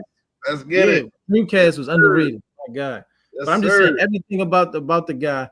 He really, for me too, he just made me want to play ball. I wanted to copy everything this man did. To me, he's one of the best I've ever seen play. And what really attracted me to him, because I actually became a fan of his in Georgetown when he played against Ray Allen, because that's another one of my favorite players. But after that game, actually, I came into that game, being honest, I came into that game knowing a little more about Ray Allen. But when the game was over, I'm like, bro, I kind of like the boy from Georgetown. Like, he was tough, because they was going at it. If y'all remember UConn, Georgetown, that was crazy game. So from there to now, I just think it's great. It's a blessing. Because a lot of people that don't get to see this milestone, and like you said, just to see the love he get, and I feel like it's well deserved, because he was authentic and he was one of a kind. So, like I said, happy birthday to my GOAT, man. Yeah, like you said, well, one day I would love to have an AI interview. We get down and chop it up, pick his brain, see what's going on. Yes, sir. So, I was told that the BET Awards this year was probably one of the best award shows in the last 4 or 5 years. Would y'all agree? 1000%. Oh man, what a production, bro. So I'll let you take that. How did you feel about the whole production? Everything. Production, bro. I mean, 3 hours, man. Listen, I would say that. I mean, if y'all a fan of, if y'all remember 106 in Park, y'all remember, Big Tigger in the Basement, all that, like, bro, it was. They brought all that back, like all that nostalgia, bro. It was just crazy, bro. And it made me appreciate a lot of artists that are still here. Like, I'll get to that afterwards. But man, listen, to have these 4 icons, they had 4 icons. So this is the first time they had this setup. They usually just give one away, but they gave 4 out in one day. And man, all 4 is more deserving, because we keep going on the notion that, to give them their flowers when they can smell it. And I think that's what's going on here. That's what happened here. We lost so many people, what I'm saying, this year. I mean, with Angie Stone, everybody like that going. So it's like Snoop, Mariah Carey, Kurt Franklin. I ain't gonna lie. I've never seen Kurt Franklin live, but that production that he put on Like even my wife was saying, bro, like she seen him live, and it was great. She seen him live in Atlanta, bro. It was a great show. Jamie Foxx is one of my favorite artists. So he's one of my favorite people. Like I feel like me and Jamie's like here and here, like comedy, singing, like this is what we do. Like laughing, handsome, women, like man, this is what we do. Like me and Jamie Foxx, that's a big bro. So like Venom, you good? DV, you straight? And then Good, bro. Hey, you. for him to get acknowledged like that, bro. Like his first 2 albums, man, classic, bro. I listen to them jump, bro. Classic, bro. Like Kirk Franklin, classic. Mariah Carey, GOAT. Snoop Dogg, GOAT, man. The BET Awards production, the 106 in Park set, Bow Wow. Bow Wow is a GOAT, bro. Like it's just like the wave that happened, like all the hosts, AJ Free, Terrence, like like everybody that came through, man. Like it was just amazing, bro. Like it was a great show. The awards was great. The performances was amazing. The best singing performance, I'm gonna tell you right, Lucky Day, the Bull from Sinners, and the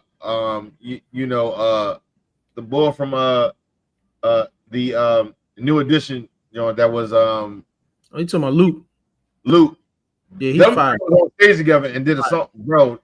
When I tell you that joint was fire, bro, like fire. Like they did a rendition of something, man. Listen, man, that show was amazing. I'm gonna tell you, it really showed the range too. Lucky Day can sing his motherfucking ass off. Yeah, and shout out to Leon Thomas that won the award. He did a performance too. He can sing his ass off. He give me music soul child vibes. Like he can sing his ass off, bro. Like it's amazing.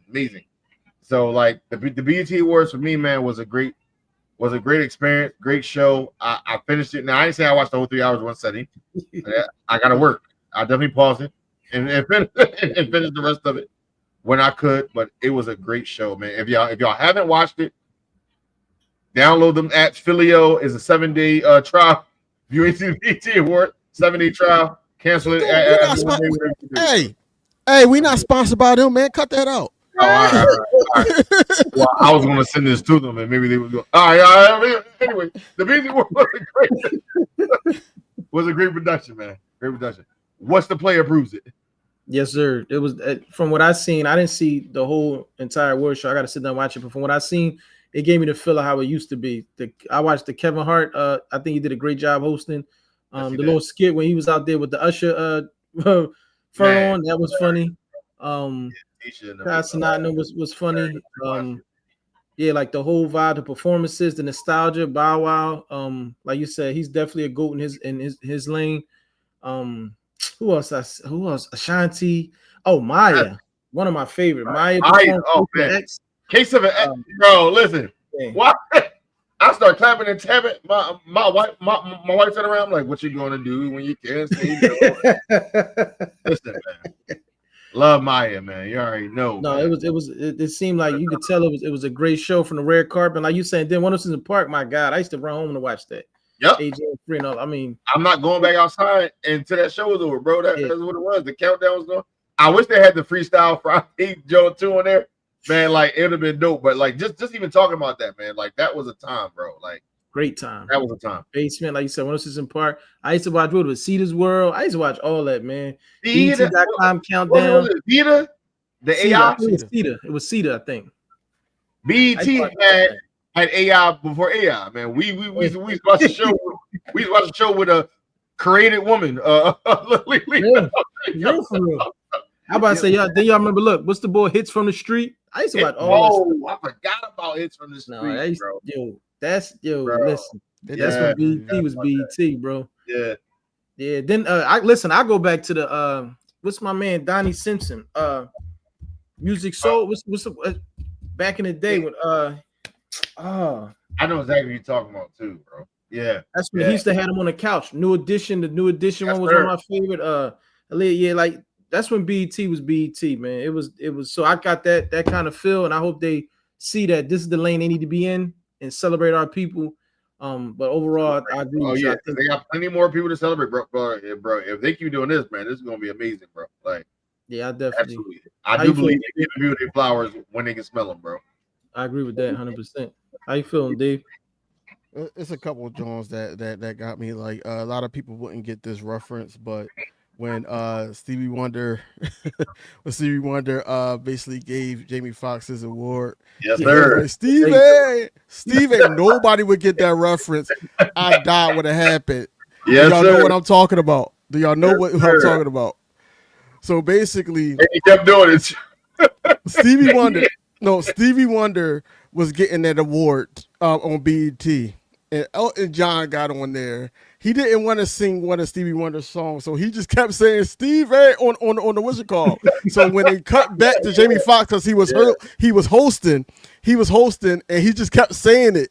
So the whole crowd laughed at him. So that's why Elton John decides the obvious. But Elton John don't like BET because of Jamie Foxx and Stevie Wonder. But it was a funny moment. So for him to do it, that just took me back to that time. I wasn't really a huge fan of Kevin Hart hosting. I really wasn't. But overall, man, he did a good job. But it wasn't like it was like he was a great host. It was like he was Kevin Hart. Who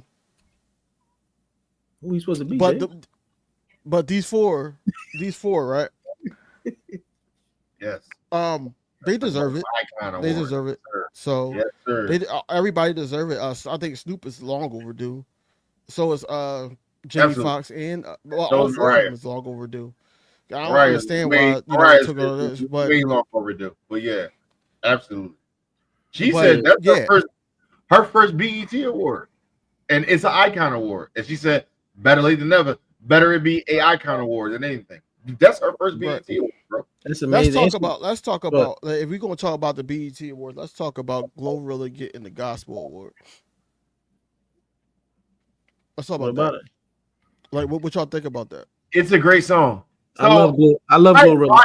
I watched the category, and if you look at the other people that are in the category, you kind of can get why it went that way. Like, it was gospel people with other artists, except for Tamala Mann, who had her own song.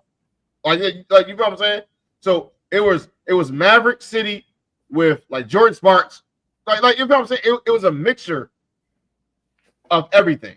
So don't get me wrong, I love the Kirk Franklin and Glorilla song. I love it. Rain Down on Me I loved it. Like when I first heard it in the car, it was I love it.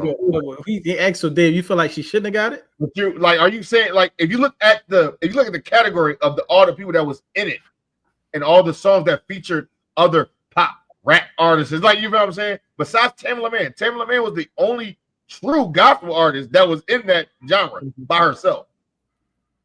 I was opposed to it. At first, until I seen the category, I'm like, well, Gorilla won the gospel. Out of that category, you feel like that was the better song. Who the other people? I'm like, you know what I'm saying? If you ain't gonna give it to Tamala Mann, then who else you know what I'm saying? You ain't that's gonna how I would have gave it to. I'd have given it to Tamala exactly. Mann. That's what I'm saying. But are you? But that's what I'm saying. Are you judging it because she's a straight gospel artist? Exactly. I think you're only judging that because she's the only straight gospel. But that's not the category. It's about the best song. It wasn't exactly. And Rain Down on Me, out of all the other songs, was the best song to me. That's cool. No. Wait, we're gonna keep right here. See, Dave, you gotta stop hating on the younger artists, man. Stop hating on the younger artists. I was going back and forth about it. I beg to differ. I would never stop that. So you would never stop hating on the younger artists.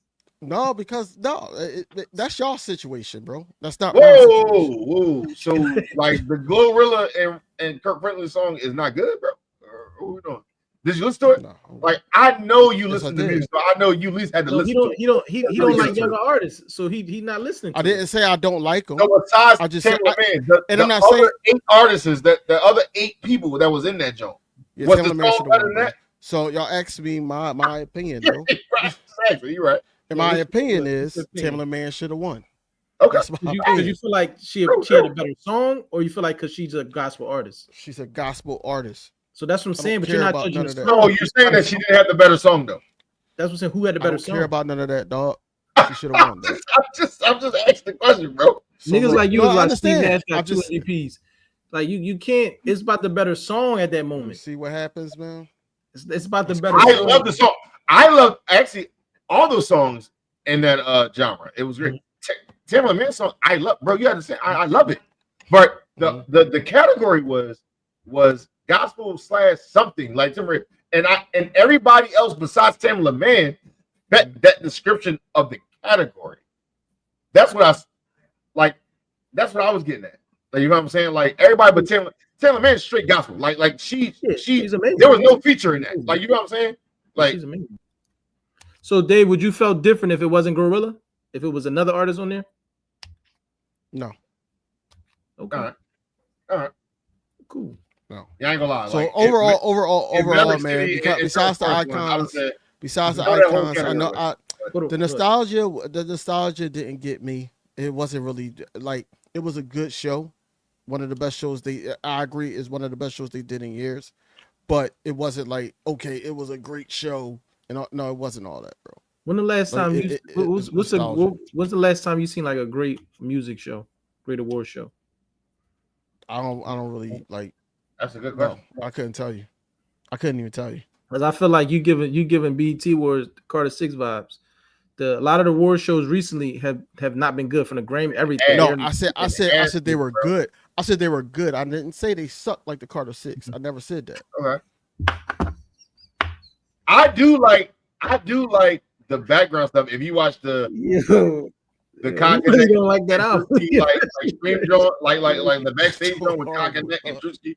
That shit was funny too. I ain't gonna lie. The stream joint with Kai and Drewski and Kevin, like the backstage stream joint. If you look at the stream joint, that shit was hilarious too, bro. Yeah, like, I seen some of that. That whole everything. Okay. Like, they had Wale pissed. Yo, I ain't gonna lie. This man posted up the picture with him and Kai. Mad as hell, he didn't know who he was. Yo, he just came to like, hey, yo, man. Wale can rap his ass off. Don't get crazy, me wrong. Wale can rap his ass off. That dude is a lame outside of rap, bro. Oh, no, for sure. No, I agree. His personality may not be approachable, but let's be honest. Y'all want to be mad if I just seen a motherfucker, you know what I'm saying? A month or two ago. We're sitting side by side, and you act like you don't know who I was. You know what I'm saying? Like that don't make no never mind, bro. I'm like, gonna come at you know who you are, man. It gave that you it basically was like, how you don't know who I am? I'm Wale. Like, bro. It wasn't like that. Just because one dude don't know who you is, bro. You don't have to do all that and post a picture. You don't have to do all that, bro. No, let him be like, oh, that was Wale. Like, let him do that. No, you're Wale, bro. It wasn't like that, bro. We just. No, what I'm saying is, I agree with David. He shouldn't have. The first instance, okay, cool. He got in the car. He was like, "Who that?" And they told him whatever. But coming up to him at the awards, when he's sitting down, it's like, bro, you doing too much. Yeah. I ain't like that. And that could have waited afterwards. Yeah, but I'm saying, but like they said, it's not that serious. Wale, you great in your own right. Like, it doesn't matter. Like, why are you so pro? But that's why I'm saying the star of Kai is getting big. No, but I wouldn't say he's a lame, Dave. We don't know each other. But that was he did when we beat Washington. But that was you Cowboy fans act like that every day. So are they lame? What? Yeah, of course. Wow. Well, but but yeah, but while I love Wale music and what's that? I just think we don't know what people deal with. I don't know if y'all follow enough. He deals with things, health-wise personally. I think, bipolar stuff like that. I think there's other things. That's the reason why he responds like that. Like, but somebody need to be around him that care about him, let him know, bro, like, it's okay, bro. He was by himself both times. Like, that's what I'm saying. Like, he's definitely he had a Nintendo Switch in his hand, bro. But that's what type of guy he's authentic. Yeah. He be so I'm saying the people around him, because he had to have somebody with a manager, somebody was with him to be like, bro, not mean you could tell him what to do, but like, it's okay if and he a younger guy. Like maybe he might not be up on you like that. It's not a negative. Right. It's not personal. Don't take it so personal. That's what it is. I'd have talked to him afterwards though. Hey bro, you don't remember this? And I think Kai and Drewski just got curved by my man that won 5 awards. So they didn't want to get No. Kai did. Drewski did. He shook Kai's hand when SZA and it was the most awkwardest handshake ever. Will Drewski posted something when Kendrick was with another comedian. It was like, stand on business. You chose a side, and that was like a couple of days before the award. Right. So he walked right past Drewski, but he definitely smoked the cock. Like Scissor said, did y'all meet? And then he turned around and said, yeah, I met. Awkward. But no, because it was awkward because Drewski is standing right next to him. Like, I'm not saying it to him at all. I ain't saying to them at all. So that's what happened with that. But overall, Kai ain't got no beef with nobody, bro. Like the young boy, I respect him. I respect what he's doing. I respect everybody. Look, listen, the young boy is doing exactly what I want my son to do. He's doing exactly what I want my son to do, bro. Like, I mean, yeah, he seemed like he's a good kid. You know, he exactly. Like last promote this young man, man. Yeah, but he getting enough. Only critique that I would say is about I don't think it's an excuse just because you're younger don't mean you can't be in tune to what's going on because if I see him not knowing a lot of people, I'm like, oh wait. That's what I'm saying. Like it's plenty of artists. If I seen Smokey Robinson, I'm gonna give him respect because I know he is. That don't mean, oh my God, I was born around this time. Absolutely. No, it's just I study music, and if this is the platform I'm on, like we doing sports and stuff, I'm gonna make sure I know my history and I'm up on that. So that's the only thing I would critique. But yeah, he's a great streamer. I mean, he killing them. So yeah, I think he's great, and I definitely think Wale handled that wrong. But I'm saying just it's okay to brush up because it was viral when he didn't understand why Killer Mike won a Grammy. Like it's stuff like that where I understand that you're young, it might not be your music, but it's okay to do a little research. Speaking of young boys, I just seen a young boy debating saying that Jim Jones is more relevant than Nas. Like I see all type of stuff. Yeah, that's I'm out. Subjects. I'm out. What? I've never seen that. I'm out. Yeah. What? I'm gonna let you see. Yeah, I seen that. And he was arguing. He was arguing about what clothes they wear and saying like I grew up on Ball and I ain't grew up on Nas and I don't want to hear like you got. That's different. Granted, whatever. No. If they grew up on that, I respect it. But you do got to know your history. That's everything. Like bro, but it's not even history, bro. When Ballin was out, Nas had albums. Like it's not like he wasn't around. Like why do we listen to the young music, but we still know the old music? Yeah, we still cherish the old music. Yeah. Why good music is good music. It's how you raise, bro. To me, I'm be honest with you. It's how you raise. It's like how is they just tracked on? Oh no, this is what it is. Oh, I don't fuck with that old age shit. Yeah, like you know what I'm saying? Like, that's how it started. Or you know what's crazy? That might be a culture thing for us. Because I feel like other coaches don't do that. They can be 80, 90, they still touring, they still going to sing. For us, they old. Oh, we don't listen to them no more. And it's like, what's wrong with that? There's nothing wrong with having older artists and younger artists. Like you said, good music is good music. Listen, if you think good music, I will listen. I don't really look at the age and be like, only time I really look at age is if you 60 and you talking about you about to go do a drill. All right, brother, I'm turning you off. But other than that, if you're making good music, I'm rocking with it. But I feel like that's something our culture do. We kind of put our legends to the side and call them old. Like, no, they're not old. Just because they older, and they change. That's what we want. We want people to grow and learn. Like, I'll listen to Patti LaBelle, Gladys Knight. It just depends on my mood. Like, I don't look at them as they old. I just think they great legendary artists. Like, I don't really think about the age. Yeah, like, sometimes I'm not trying to have lucid dreams. Like, I'm trying to really like be positive, bro. Like I don't facts. I feel you. Like, that's why I think it's wrong with these young people, bro. But I see. Look, short story today. Oh, Dave, here we go. It's real quick. It's real quick. Twice today, bro. I went into a hair store with my wife today, right? And she went in the door first. You know me. I opened the door for my wife. Boom.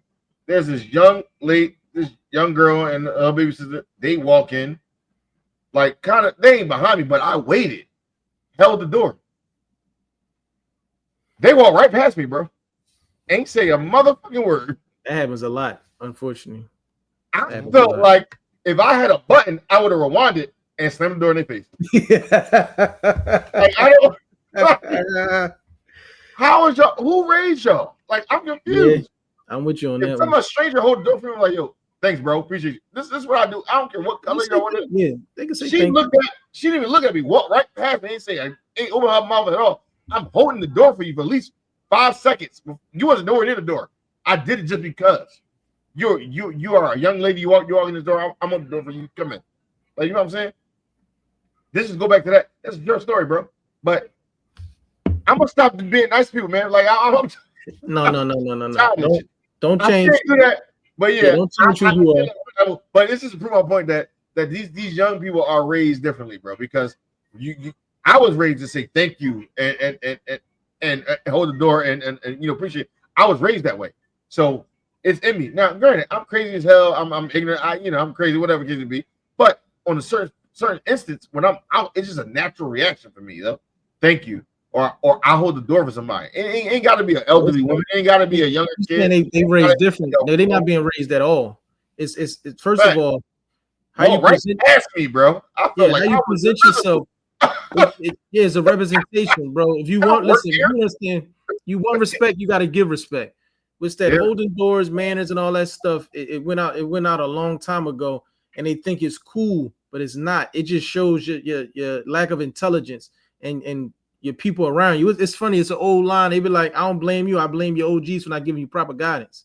That's what That's how I look at it. 1000%, bro. It's like, come on now, like you and I'm not. I get another one. 9 out of 10, their parents raised them better than that. They just this new world social media all the time. I ain't gonna hold you. I'm gonna start socially awkward, bro. They disconnected from reality. Yo, do you hold the door for you one? You should. And I'm gonna break them down. And I'm gonna record a session one time, bro. Like I'm gonna do it. I'm gonna be live out in the streets, bro. That's what I'm gonna bring to the table. You're gonna be the new hit from the street. Will from the Streets is coming soon, bro. That's what's the play, bro. It's coming. The debut of Will from the Street. Hey, it's coming, bro. It's coming. And I'm talking to the younger people, bro. Like, I'm gonna talk like, yo, man, I'm bringing people in the conversation. Yo, man, what you do? Like, yo, I'm really gonna do it, bro. I'm doing it. So I just don't want it to get to the point where you out with the little mic and you answer the youngest something, and they be like, "Shut your old." Yeah, I don't want that. I don't want that because now you're right. You're right. I don't want to draw attention. Right. You got the wrong one. That's what I'm saying. That's what I'm saying. I don't want that. I'm the wrong one. I know how these young boys like. I feel like I appeal to younger people regardless because like this is who I am. It's how you approach them, bro. Like if you be honest, like really how you approach them, bro. Your energy and what you how you saying it. It's really what it is, bro. Like they know. I'm a youngin. This is gonna be posted. If you gotta hide your face, like you gotta do what you gotta do. It's all right. I don't want the opposite. Will, I ain't gonna do it. Just nobody in the corner. But I'm don't interview nobody with a shiesty on, bro. Right. Just don't interview nobody with a shiesty. Like nobody open the door and I walk in like, hey, bro, you mind if I interview you? Hey, yo, listen, yeah, you being respectful. Like being respectful, like yo, I got the show out on this show. All right, bet. Like, yeah, it's always stuff behind the scenes that you got to do beforehand. Like, you know what I'm saying? So it will always be good content. It ain't gonna be nothing crazy, bro. Because it's something crazy, bro. Like, you know what I'm saying? Hey, what's up with you? Because I understood what he said, though. Yeah, I know what he's talking about. Listen, but that's not a bad idea for you to hit the streets and no, it's not. It's not. And we all got young people that we have in our families that we have near us that we can also interview and run. Hey, would you open the door? So you and your girl walking on this side of the street. What you gonna do? Like it's simple stuff like that we can just add little segments. And so what you're saying? What you're saying is we trying to restore the feeling. We trying to let them know how you supposed to act. Yeah, absolutely. I'm with you. Absolutely. I agree with that. They ain't gonna do that shit though. What you say, Dave? No, I'm saying them young boys like they gonna have a conversation, but they ain't gonna do that shit though. That's fine. They're gonna think about it. Like if you could change one. Listen, I'm not here to change everybody, but if one opened the door first, I did something right, man. You know what I'm saying? I did something right. So before we get out of here, any music, any shows, what y'all been listening to? Anything y'all want to promote? DV, what's going on? I mean, you ain't married, man. The people want to hear from you, bro. But... I haven't been watching anything. Haven't been listening to nothing either because my man went 0 Dark 30. Okay.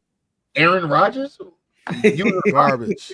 was No garbage. No garbage, man. It's just been garbage out. Hey man, damn, you sound disappointed. That's why me and Dave, don't worry, the clip's gonna save the day for us, Dave. We're gonna get some real good No, hip hop. I know. I'm waiting on that. Yeah, we're gonna get some trying to But think. yeah. but Good. movie shows, I haven't been watching really anything. I've been into this game I got called Mind's Eye. Just trying to get me through Woo! Hey, trying bro, to get me through to GTA 6 come on, and man. all that. Explain that. I never It's played that. open world. It's open world. Let me. It's a, Let me it's an open it's an open world, but the story mode, I'm playing the it's story crazy, mode. bro. And basically the dude he's Everybody, in the service. Okay. And then 5 years later, everybody everything get gets scared. wiped out of his mind. He got a chip on the back of his neck, and he's trying to figure That out sounds like America. everything. Yeah, and now I he's just- trying to see where it came from. He's connected with certain people that knows about it, but not really telling him everything. And it's basically a shooting game. It's like GTA, but you can't steal cars. That's it. It's like GTA. Before, since you brought up shooting, They will update that though. wait. I'm sure. No, wait, before we Hold on, go, Dave. just me let put it Aiden up know. there. Let I'll put Aiden it know we ready. He I just ain't forget. asked me too. Yeah, we I ain't forget I Aiden. ain't gonna lie. You gonna have to console your son, bro, because he cooked. No, I'm Like, not. No, I'm not. I'm trying to boy, He it's a cooked, mark. bro. All right, bro. All right. What you got? Especially if he challenged two people. What good world you think me and Dave ain't gonna work together to take him out every time? How is It don't that? even matter. Like, It don't even here's matter. my thing. How's that gonna? Unless y'all play in It's y'all a separate lesson. houses, It's a lesson. that's how it's gotta how it happen. Because Don't worry. if Don't y'all worry. play here, Don't It's a worry. lesson. It's gonna happen. Walk up on him just like Ghost. Wake the fuck up, motherfucker. Yeah, don't worry. It's a lesson. He see me, Dave behind him. Bow. Good night. Yep. The game over. Either way, we could listen. no, he gonna have people playing. He know That's people. cool. That's cool. He cooked, bro. I Alright. told you, bro. what you? Look, put this up for my man. What you been watching? This type of stuff you been watching, champ? Man, look, this was a great movie, bro. Killers of Killer was a great animated movie, man. It went back into 3 different times where like the Predator went back, just like they show in the real movies, went back to go, find the best champion from this went back animated to like back in the old age, back in the our age with the airplanes, the war, and it took 3 different kills. Like those 3 animated people killed a predator that came back there, and then the predator took them for the tournament back into the airplane, and it was a fight for survival, bro. This animated show was like an hour and like maybe 30 minutes, bro. I watched it, man. It was really good. Killers of Killers was a great animated jaunt, bro. Like that was a great movie, bro. I ain't gonna hold you. Yeah, it should be a part. They working on part 2. I heard, bro. It's good. It's great, bro. I love that jaunt, bro. I did put a picture of Mind's Eye up for everybody that Venable stated on there that he was talking about the picture of Mind's Eye. Oh, I did see the trailer for this. So this was Venable's plan, and I'm telling you right now, I'm downloading it tonight, and then it's gonna go crazy, bro. Yeah, I'm getting that. Yeah, I'm doing the same thing. I'm in the story mode, but because it's free play, I'm going to draw. Like once I get all my shit, it's over. It's over. It's over. I'm gonna play a story. I'm like a quarter. I'm like a quarter into it. I'm like a quarter into the story mode. How you like? I know it's futuristic and stuff too, but I know it's everything in once, bro. Like because it's free play. It's been getting a lot of bad reviews only because they want it to be as great as GTA 6 and all that, GTA 6, and I'm like, no, it's not that. Like just because, and then the graphics is not all the way up to par. These are guys that used to work on GTA 6, right? And then they made this, and I'm like, this is just a holdover for me because once GTA 6 come on, May. Oh, we got Doomsday and GTA 6 in May. It's over. I can need the whole month off, bro. Did you see? Did y'all see the trailer for Call of Duty Black Ops 7? No, I didn't see that. I did, of course, I did. I ain't gonna lie. I skipped this year's Black. I never played the Call of Duty this year at all. I thought it was Yeah, I ain't play redundant. 6. I need to play it. Yo, Aiden got it. Aiden got zombies it on on his the computer. I mean, I'm nice in zombies and Call of Duty, whatever Warzone. Like I'll kill you is what it is. But it's like I thought it was redundant. I like a good story. I thought the story went down after Black Ops 3. Black Ops 3 story was amazing, and that you could do an alternate ending was crazy. Like I killed this bull. Oh, I didn't kill the bull, and it resulted in so many different shit. So I thought that Black Ops was but it's good. 7 looks good though. I'm not gonna hold you. Like No, I'm Yeah, I talking about gotta the check that. graphics. Yeah, that shit look Yeah, I good. love Black Ops. So yeah, I gotta check that that looks out. good. For sure. That looks So good. yeah, I so did put up, and when I'm listening to, I did put up Mutt Deluxe. so you like it, right? I listened to it today twice. What you think? Man, Good. I look, like it. that boy can sing, man. That's all I Yeah. can say, bro. I have favorite songs from this one and this too. So I feel like that was a great body of work, bro. Like great body of work. And be honest with you, on side A, besides the songs that you're gonna hear on the radio, bro, like to me, like you gotta listen to me, like vibes don't lie. Yes, it is. Yes, it is gonna be one of your favorite songs. I'm telling you right now. Yeah, no, I know that John. Yeah, that John nice. The other side, bro, Catch a Story. The last song on the other side, Catch a Story was my shit. But also Catch a Stray, I see it. Dirt. Yeah, Catch a Straight. Dirt on My Shoes with Kalani. That song dope, bro. Like I just love it, bro. And I mean, of course, the Mutt remix with Chris Brown, the Mutt joint with Freddie Griffiths, bro. It was amazing, bro. Like I think that that was a good bro. He deserved that award because that album was to have two sides and to do that. That album was dope.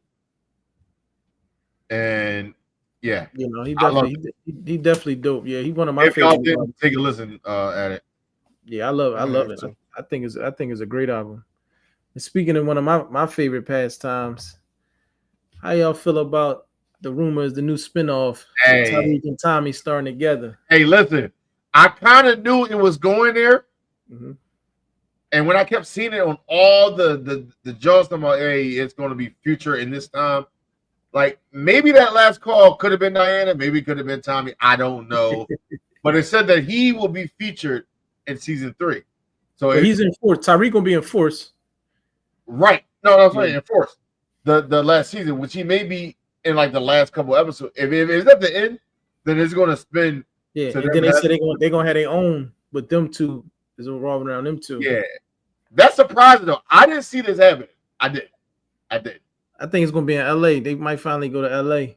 Oh, that'd okay. be kind of dope. Oh, that'd be new and bring on some new characters, some new people, some shit. Yeah. But at the same time, I'm still waiting for my man Ghost to come back, man. Figure that out, man. I don't know. Figure it out, man. Stop playing, yo. Yeah, I wish they've bro. been waiting. They've been waiting for a while. No, they just gotta pay him. He ready. Yeah, I wish though. I wish. Honestly, you telling? I wish, but I doubt it. I doubt it. I think eventually it may happen when they just got to hit that bag. Yeah. It may be a short lived, but I think it will happen to some type of degree. Yeah, I'm saying he got to be permanent. I'm talking about just come in a few episodes and he can, ain't got to be nothing permanent. Episodes and then it's just what it is. Yeah, I think that could possibly happen, bro. It could. But we spin off. I'll wait for Power Origins because I can wait to see the story of Ghost, Tommy, Autumn, younger, with Kanan and Breeze. So, after the Breeze and Kane and shit. So, Origins is going to be dope too. So, yeah. But hold on. But first, we got to put it out there. Me and Will are available. We would like to audition for the new Power spinoffs. Absolutely. We believe we would make great lawyers, doctors. Wide range of characters. I think we'll bring Wanda being main characters. I mean, it is. Bring us back. We'll come in humbly and work hard. I think we'll bring hitman's assassins. We great. Hey man, we listen. We do it all. I'm with it. So throwing our head out there. You know what I'm saying? Because Dave.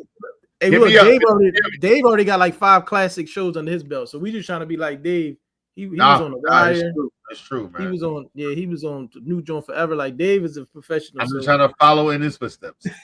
exactly, we just trying to do our thing, man. You know what I'm saying?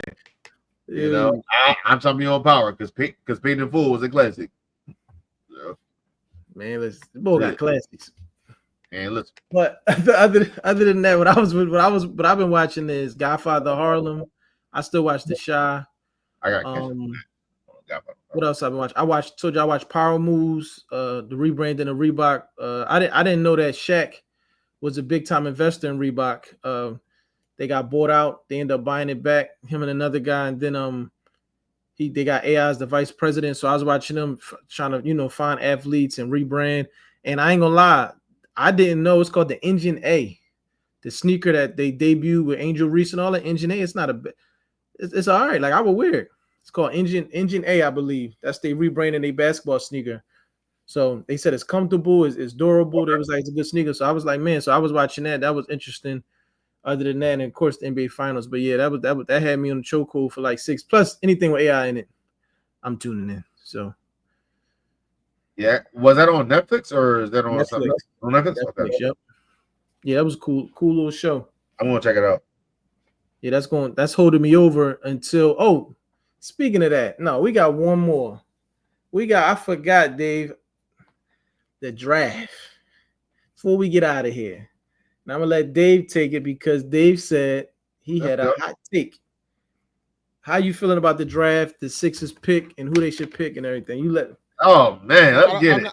I don't know who they should pick, but I've been hearing rambling, seeing certain things, and I kind of agree that what we need, I don't think that Ace would fit here. I think Ace needs to be his own entity and be able to do what he could do, and so he can grow. I feel like that Embiid, Maxey, Paul George, all those guys is going to have the ball majority of the time, whereas though Ace is just going to be the forgotten and just learning. Now, if y'all cool with somebody coming in and just learning under the wing of like Paul George, or even if he's not, if he's there or not, then that's fine. But I feel like that, Embiid is going to want the ball. Tyrese Maxey is going to want the ball. But I think Ace is one of those guys that he deserves to be, if he's basically top 3, he deserves to have the rock to be put in situations where it's either a game was on the line or make a play or two or something like that. I'm not saying that he wouldn't be great for us. I'm just saying that to give the kid the opportunity to grow, I feel like that the Sixers should, not go that route. If they, I don't know if they're going to trade it. We don't know what they're going to do. But if they do get Ace, I would be excited about it. But I just want to know how they're going to use them. So what do you think they should do? Like, who should they draft? No, I don't know who's. If they don't trade the pick, who you think they should draft instead of Ace Bailey? That would fit. I don't know. With this mold. I don't know. I honestly don't know because I look at Ace Bailey. I look at the point guard for Rutgers, but even the point guard for Rutgers, yes, he's a 6'5" point guard, but at the same time, we have enough guards on our squad, bro. Like we don't need that either. Like it's a window for the Sixers that is closing because Embiid is getting older. Like let's just be realistic. He's getting older.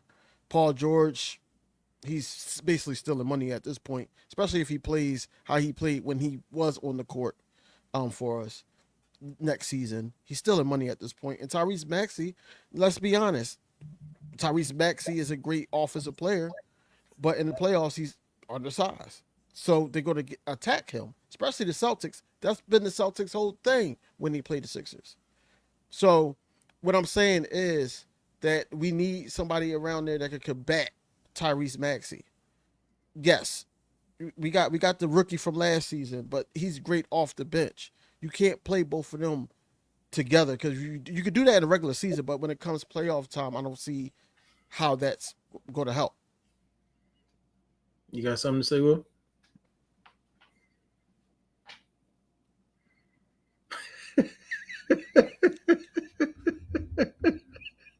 No, I don't. Oh man, I actually never heard that take. It's kind of make me thinking. Honestly, he he actually has me thinking about a lot of different scenarios and draft picks because of the mode of what he's saying. A lot of stuff that he said kind of coexists with each other. To be honest with you, because if you are going to draft a star, if Embiid is getting old and Paul George may not be here for 2 years, then you're building around Maxi. And who would you put with Maxi? Who would you want to build with Maxi? for me, I think You this know league. so, But so this, you know, this, Ace I think Bailey and Maxi would be a good combination. And Harper and Maxi could be a good combination, regardless of McCain coming off the bench. I think you can play McCain. The only thing I disagree about, I think you can play McCain and Maxi at the same time because I say that because McCain played defense, and although McCain can score, Maxi is a scoring guard. Yes, you're right, but because you can't deny Hart, no matter what the size is, bro. that matters, bro. Fred Van Vliet is 5'9" and be D'ing niggas up But he played, but his shooting guard is 6'7". You I get can't. it, bro. I get it. I get it. Do I think that Ace is a better fit for us right now in the draft? I do. I don't think Harper is. I do agree. I think we have plenty of guards. I think with Kane and Maxi, we straight with whoever else behind there. But Ace don't have to play shooting guard. He can play four. Like learn behind Paul George is not a bad thing. Ace, He make Ace it is not. smart. He make it smart. Paul George this- can play power forward. But this Like, what I'm saying. Ace When can Ace start, is not a so- Ace is not a power forward. Ace is a small forward. So that's why I'm confused. What's that? His take. That's interesting. But Ace is a small forward. We need wings, athletic wings. That's our weakness. We don't have any. So why would you pass up on Ace, who's an athletic wing, because it's a winning situation? So that means Dallas shouldn't draft Cooper Flag then, because they have Kyrie and they have AD. So he not gonna have the ball at the end of the game. No, I don't agree with that. I think both organizations are in two different scenarios. How? The Sixers scenario is their MVP, their all-star, the heart of that team in Joel Embiid. He's a center that's coming off of an injury. And then when he's coming off of an injury, he's the best player on the court. He's going to want the ball. I don't understand. I don't understand with having a dominant center that's going to create open shots for me is a negative. Like, what do you mean? Because he's not really, Ace is not really that spot up shooter. I don't. So first of all, he shoots. He has a great jump shot, and I feel like I don't understand because they said the same thing about McCain. I don't know if we can go back. They said McCain couldn't shoot last year, and if you watch him from high school, he always could shoot. It's different. I feel like it's not supposed to fit. You pick the best talent. What you doing? That's how you get tricked out of your position. That's how we pick Fultz and then get Tatum. That's what happens. You pick the best. I'm not saying. I'm just speaking my opinion. I'm saying I don't know what they're going to do. I don't understand what I'm saying, but you said you don't think Ace a fit because Embiid is a dominant player. Why? When does it become a negative to be coming to a winning organization? You can put him on a bad team, Jordan Poole. You put him on a bad team, and he have all these points, and then they don't win games. You put him on a winning team, he'll struggle. I've seen players do the opposite. Well, you be like, man, he was killing them, but when you put him now you're not the man. Now you got to play off the ball. Actually, that's what I would want. I want Ace Bailey to come in because now he's good with the ball in his hands. So in training camp, what we going to work on? How to move without the ball. How to space the floor. I will say James Harden was 6th man on OKC, and then he went to Houston, and then we know what happened after that. Yeah, but listen, but he never went as far as OKC what I'm saying is you draft the best talent. Ace, you're supposed to. Here, well, I mean, granted, whatever happens after that. Yeah, I think you draft the best talent though. Yeah, I think he fits great at small forward because right now, who's our small forward? Because Grimes, I want Grimes back. People keep forgetting. Grimes is our priority. Need him back at shooting guard. Ace at small forward, Paul at power forward, and B, I don't see why it wouldn't fit. You said who not the spot up shooter? Grimes is the spot up shooter. Maxey is a great shooter. Paul can shoot. The floor gonna be spaced. I think it'll work great. All you gotta do is have Ace hit mid-range jump shots, and he athletic, so he cutting to the basket. So you can't double Embiid. That's barbecue chicken. So I think it's great. And I think McCain, you can play them at the same time sometime, but on the playoffs, yeah, Dave right. It's the size. It don't matter how much heart you got. I'm putting you in this post and I'm gonna do what I want to do. So, Yeah, for sure. but That's I playing like back. McCain as the backup and looking at the guards. Other than Maxey and maybe Grimes, you sign him back, and McCain, we don't got a lot of guards. I've been hearing people say that. Where's the other guards? Kyle Lowry is not coming back. No, We got the boy what's Butler. his name? We Yeah, got but Ain't Wishakom coming back? Who? Dang. Talking about Doughton in them? No, Because he don't need to, I don't want to see him at all either. I think he was a free agent. We picked him up, and then you ain't I forgot talking his name. about what's his name? We had Eric Gordon. That was another guard. Lonnie Walker's not a guard though. Yeah, Lonnie Walker's more of a small forward shooting guard. Yeah. So he's a shooting guard. He played like small forward he shooting got guard. a point guard though. Yeah, if we keep him, but I'm saying I want to look. I look at teams like OKC, and for example, if you look at OKC, I'll give you a perfect example. The Pacers, right? Do you know how many guards the Pacers got? No, they have a lot of guards. TJ, Nimrod, Halliburton. What I'm saying is you need that depth. They got like 4 or 5 guards. So I'm saying I feel like that's the way to get. I feel like we got 2 good guards. If we sign Grimes, 3 good guards. I feel like that's it. Do you consider Oubre a guard or small forward? He could kind of be a shooting guard, small forward. I think Oubre need to go. Oh wow. Why do you think Oubre need to go? IQ. Oh man, what? You calling my man Oubre dumb? No, I'm saying it's basketball IQ when it matters. So you think off the bench he can't be effective, or you think he can be effective on this team? No, off the bench he could be effective, but not as a starter or anything. No, but I think he needs to go. I don't think it's a fit. No, I don't know about that. I like Oubre, man. I'm glad we got him for another year, man. Especially if he come off the bench. But the same thing, I've seen Oubre give people 50. So I think Oubre is a great bench player. I think he'll be great here. I'm glad he's here for one more year. I just think we need to trim the fat with the older players. Kyle Lowry, he's not coming back. Drummond, I would get rid of. What'd you say? Drummond, yeah, I think Drummond would probably be out. Drummond gets down somewhere else. For sure. Yeah, Eric Gordon, I will, try to get him out of here. And it's not against them; they still can play. But I'm talking about for this team, I would try to get some deals and sign some younger players. I like the what they worked out. Dennis Smith, he would be a nice defensive guard in the back. Because you're going to need depth. OKC, Pacers, the Celtics, even though they trying to dismantle them, the Knicks with their new coach going to probably play more. I feel like now you realize you need depth. The teams that made it they was playing 10 to 11 players. I feel like that's the way in the future. And I feel like playing 5 to 6, 7 guys and burning them, I feel like you're not going to win. So I feel like it's good to have backups. And I like, speaking of that, we sleeping on, I keep forgetting. I like Justin Edwards a lot. I think he has the potential to be a star. So that's what I'm saying. Justin Edwards was another player that came. So I get Justin Edwards played great with Embiid when they played. You think Ace can't do that? Yeah, I'm rocking with. If it's Ace or Harper, I think they both fit. And honestly, I think they so talented where you pick the best player and you make them fit. Because doing with that, that's what Sixers did before. Oh, we're gonna pick this person don't fit. And like I said, Tatum was where? Then you're like, oh, this person don't fit. No, you pick the best talent and you figure it out.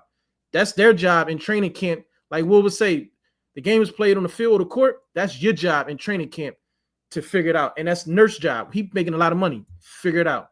I'm giving you the talent. As a GM, I'm giving you all the best talent. Figure it out. Make it work. And if you can't, I'm wrong. Look, if you can't make it work, we'll get somebody that will. But I'm picking. I'm picking. You have plenty of assets to do whatever you need to do. Yeah, like that's what I feel like. Yeah, I'm giving you. But I mean, no, that's a different. Like you said, that was a different take. It's not a negative take. That was a different take. Not at all. I never heard that perspective. It kind of made me think a little bit. I was like, I'm scared though the Sixers gonna do something dumb. I want them to just pick Ace. I really think. Look, I don't know what's gonna happen on Jazz. I really think something stupid gonna happen, bro. The show, because what's that? June 25th, right? Yep. The show is on the 26th. No, that week is gonna be on the 25th, Dave. We gotta do that, bro. We gotta do that because if Oh, they do something crazy, I'm I going ain't to gonna lie. snap. We gotta try. Like, I don't know if they allow us to do it, but yeah, we gotta have some like live stuff going on here, bro. It's gonna be crazy. We gotta do it What like you the mean? NFL draft because if Like they have it like maybe like Sam Cass the joint on here or something. Like I don't know if they I know, allow. and then because I'm cool on VJ. I think he's gonna be talented. I'm cool. What's the one? I don't know how to pronounce his name from Duke. Kneppe. I'm Yeah, cool with him. he gonna go top 5 regardless though I because was like seeing that recently. the defensive paint defender as well. He's long, lengthy. Like I mean, he's very Be good. honest, So this draft got some good players in it. People I sleep on know. Trey Johnson. It got some. Listen, it got some players that I really like, but I just feel like Sixers don't be stupid. Like and what he another point before we get out of here is Embiid is getting older. That's another reason why I'm drafting Ace because if Embiid can't play or if he's getting older, I'm also preparing for the future and we preparing Ace for the future as well, not just this year because we know Paul going to end up getting bought out or let go. If he don't play good next year, Paul is out of here. So I why agree. not? Why not have Ace and Justin Edwards That's and them why right I there? was 50 with his take because he's DV is absolutely right because it may not be a good fit. But what he said about Paul George and B getting older and Paul George may not be here next year. Yeah, if you don't play, Now if he this year, if play he play bad, like you said, if he play bad again, oh, he gone. because of that contract, they're gonna try Ace to get gonna him. feel right. A younger player, Ace gonna feel right in there, and that's gonna fill the void. He's already been compared to a young T Mac, bro, by And that's KD. why I trust KD. I was about to say I trust Boogie, but he's questionable right now. We're gonna No, the Boogie trust, but Boogie said good things about him too, but I trust KD. He and said actually and he Paul George said he reminded him of him. of a young Tracy McGrady. I seen him work out with Giannis.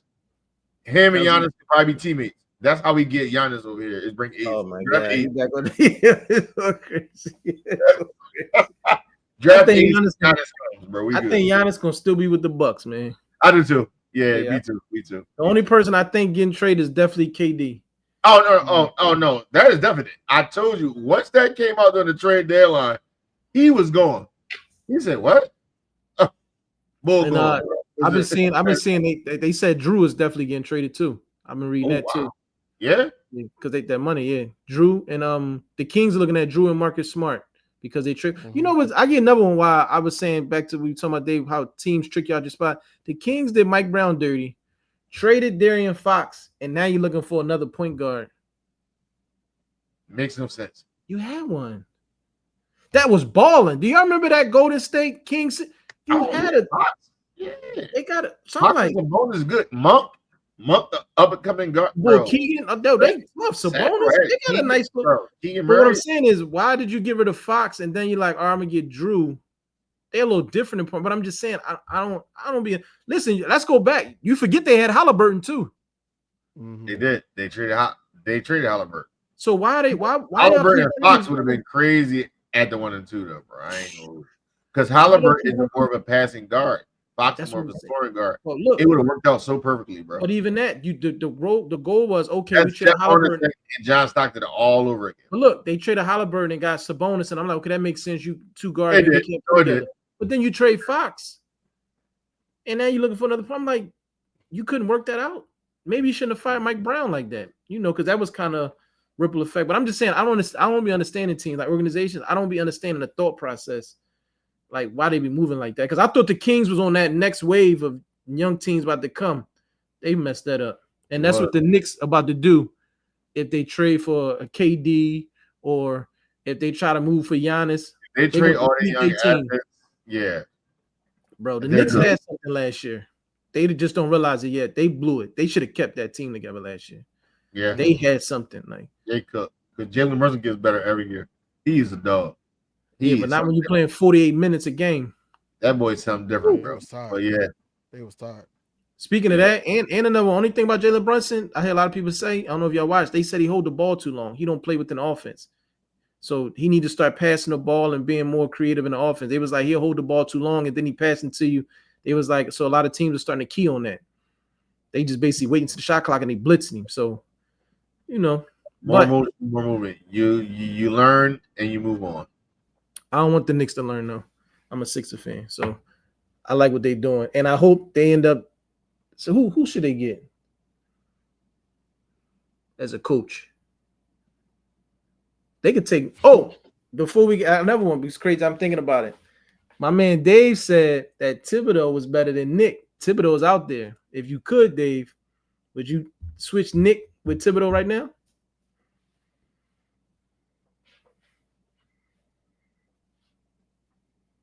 Yeah. You would? Why? Defense, and I think that Thibodeau was just the right fit for what we have now. Now, if we had what Nick Nurse had with the Raptors, then I'd be like, okay, I'm keeping Nick.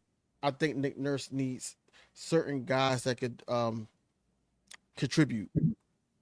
We didn't have that last season, and I know you could throw in the injuries and everything like that, but I think that I think Nick Nurse need more of a well-rounded team to be successful.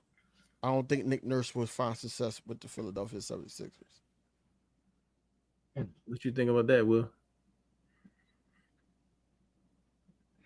I'm just trying to win a championship, bro. I mean, look, Okay. if it's Nick Nurse, Tom Thibodeau, as long as Embiid is healthy and we can make the championship run with this team we have, if Embiid isn't healthy, bro, we going to the Eastern Conference Finals, bro. Listen, we just got big man healthy.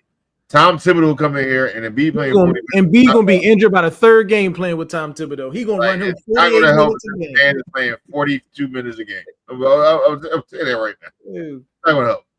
So, I mean, I do agree with the notion that. So y'all saying Embiid is going to be injured. Embiid is going to be injured because of Tom. Oh, all his players. Tom injures all his players, bro. From Derrick Rose to Cat to Jalen Lynch. We have an injury prone. Why even risk it?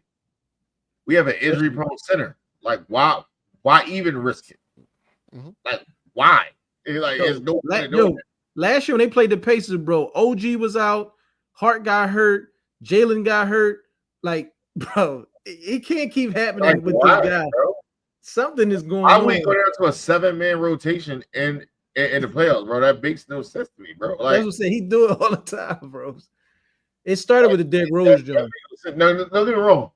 If the players are geared in, it works. I mean, they do win series. They do go far, but we have the talent. We're better than Knicks. So like we have the talent on paper to exceed that and go to the finals.